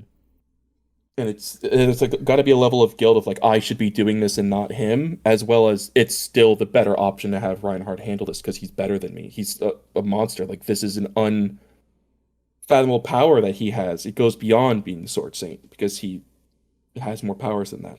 Yeah, it was such a satisfying read, seeing the journey of Wilhelm's build up, because again and again, Tappei's action writing has been getting so much better, but like, oh my god, like, I know some people meme about the aura farming and stuff, but I think we're kind of serious with the aura farming, like in these chapters. Fucking Wilhelm was going off. It's insane. But yeah. It adds an element too, where Wilhelm introducing himself as Wilhelm Trius and being Wilhelm Trius, trying to be the prime who defeats the Sword Saint, like with Trisia, and why that's important, because that means that he can't be the one who defeats Reinhardt. Because it's almost like saying, I'm not a member of this family by not being Estrella, right? Like, it's kind of like the wrong answer, maybe, kind of thing with that. And that's why it's Heinkel, in a way, has to pass the torch by stabbing him in the back and saying, sorry, Dad, this isn't the way. So it when he's really upset in the next thing, it's not because Wilhelm has died, because it seems like he's still alive, at least the implication from what I read. Yeah. But the whole, like, I had to make that terrible decision and betray my dad that way. But he knows that he has to be on that path. It's really interesting.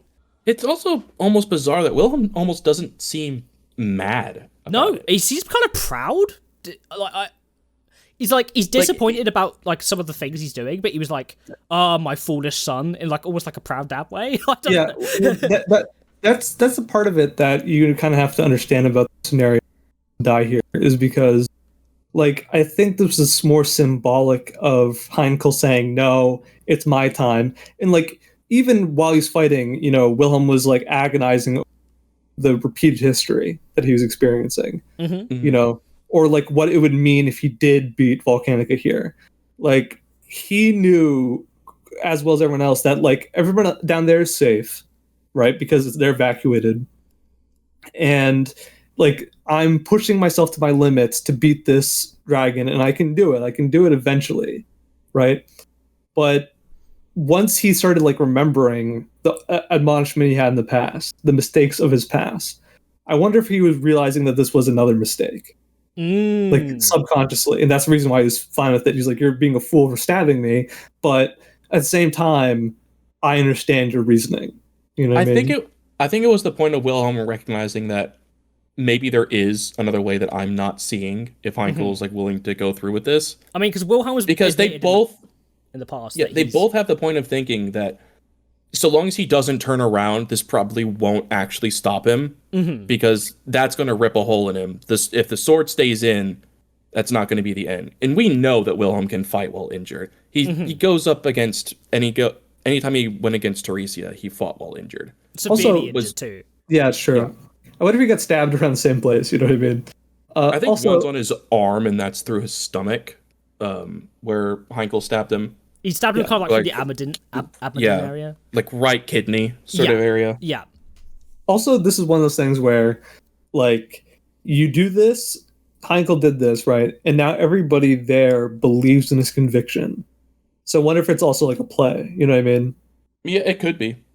I'm not saying like it's that well thought out because maybe it's emotional, but it might be a thing of like everybody there is saying that, oh, this old man is just battered and bruised. Like, even, you know, we're talking about underestimating beforehand, but it's like, if this entire time, you know, Al's thinking, oh, I can string this guy along, I think he has something else coming for him at the end, obviously. But like, what I mean is that like, even now he's rebelling in small ways or tricking him in some way.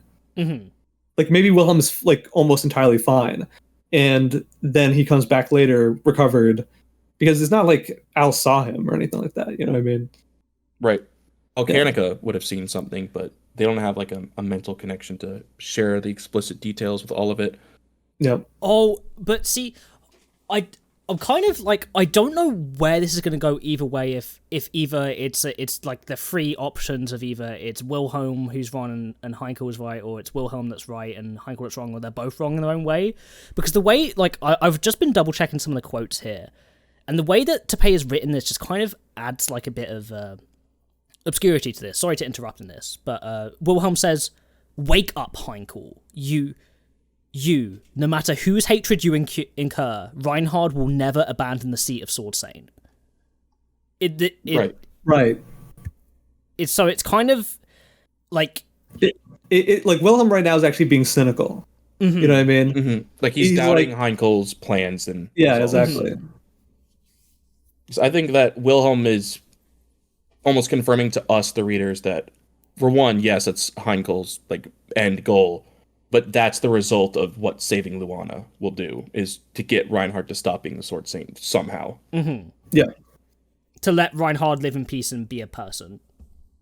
At least have a parent that's like wanting to be with him. Yeah. Because even if she rejects him, if she goes to Reinhardt, then he has his mother. And if it goes to a stage where Heinkel becomes a figure similar to his dad as like a sword demon, like he doesn't have the title, but he plays the role. Kind of like, I am your father, it's my job to protect you, and therefore I should let you live in peace and you can just be happy, almost. Mm-hmm. I do wonder if there is more to read in what Wilhelm is saying there, too. In that there might be a way for Reinhardt to willingly and willfully surrender the divine protection of the Sword Saint, because it is one that he took, like, consciously. Oh, because like no other Sword Saint could do that because of the way his divine protection other things work. Yes, that it wasn't bestowed on him. He asked for it and got it. Yeah. So that if he has a way to give it up, like, can he do so? But, like, can he? Because the only other direct person of the Estrella bloodline is potentially a sage candidate. Mm-hmm. Which is then adds the, unless we're wrong on that. I guess we'll have to see, eh? But... Right. Yeah, interesting stuff with the Estrella family. I loved how this was set up by Tome. The way he's stacking all of these story moments on top of the B plot of the story, which is the Estrella subplot, right? is it's just so fucking interesting. I love it so much. And if there is a way for Reinhardt to willingly give it up, that could lead to the future quote with Wilhelm saying, "Can you not even lift the sword without it, thief?" Mm-hmm. He does need to still say that. Yeah, you're right. Yeah. Well, he doesn't have to say it. Well, the situation that he could say it just has to come about. But I think a lot of those should exist. I mean, that's just mine. Yeah, but like Julius's is a little off. It wasn't like right on the money because of what Subaru had said to him. Yeah, previously. Right.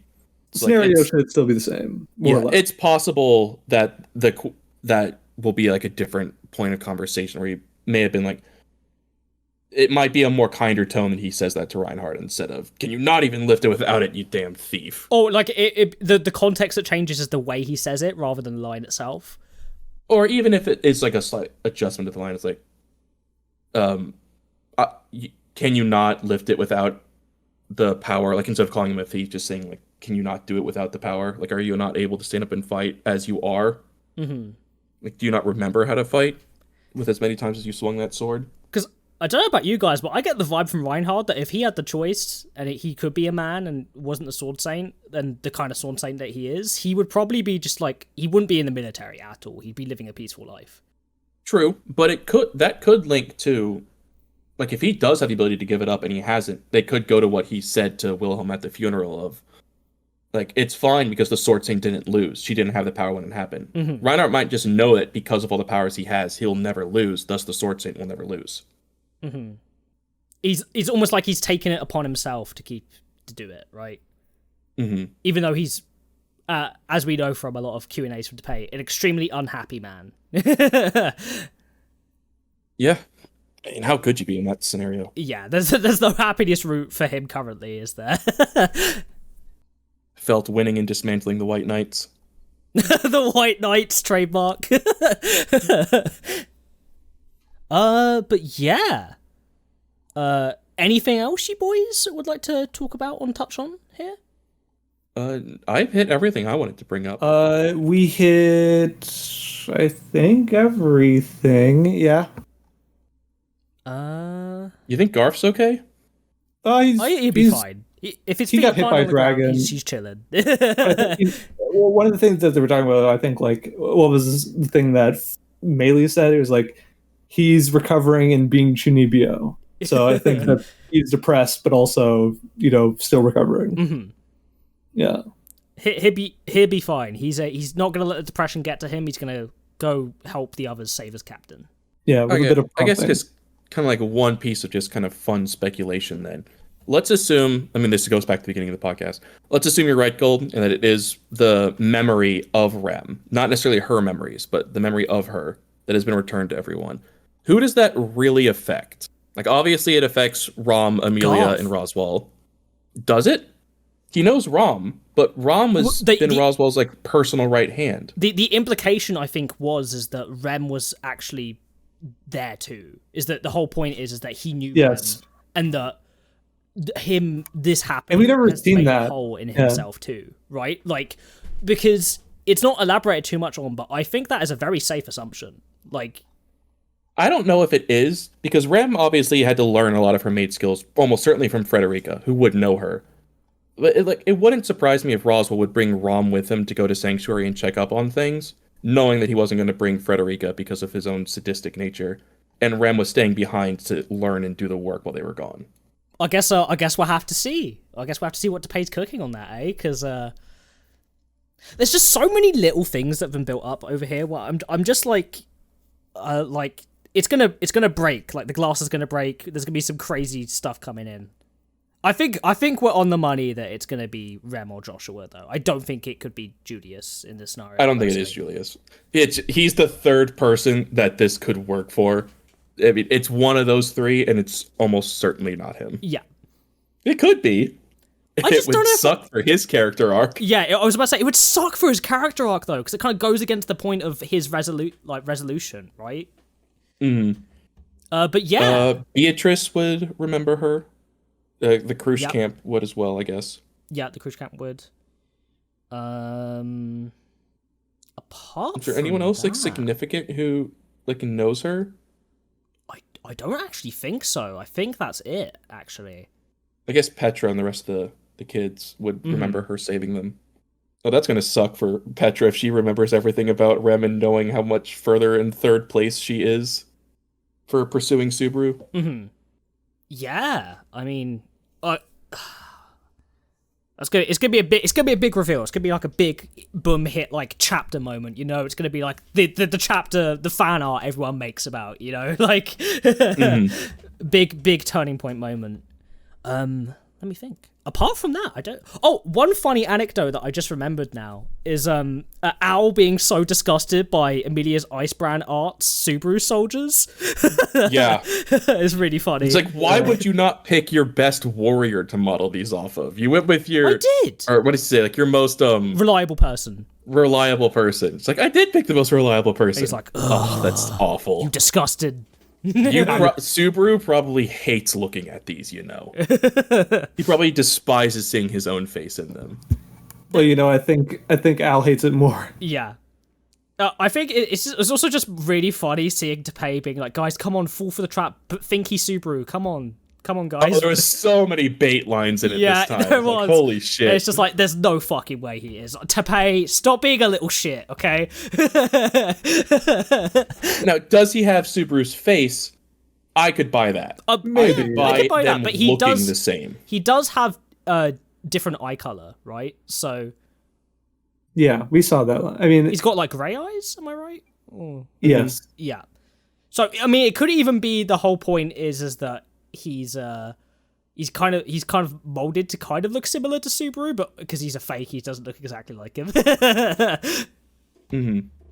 But yeah, funny anecdote aside, this was a really fun podcast, boys. For us on like recording terms, we had a little vacation from the podcast itself. So yeah, waiting for the chapters to catch up. But it looks like this phase has been fully written now.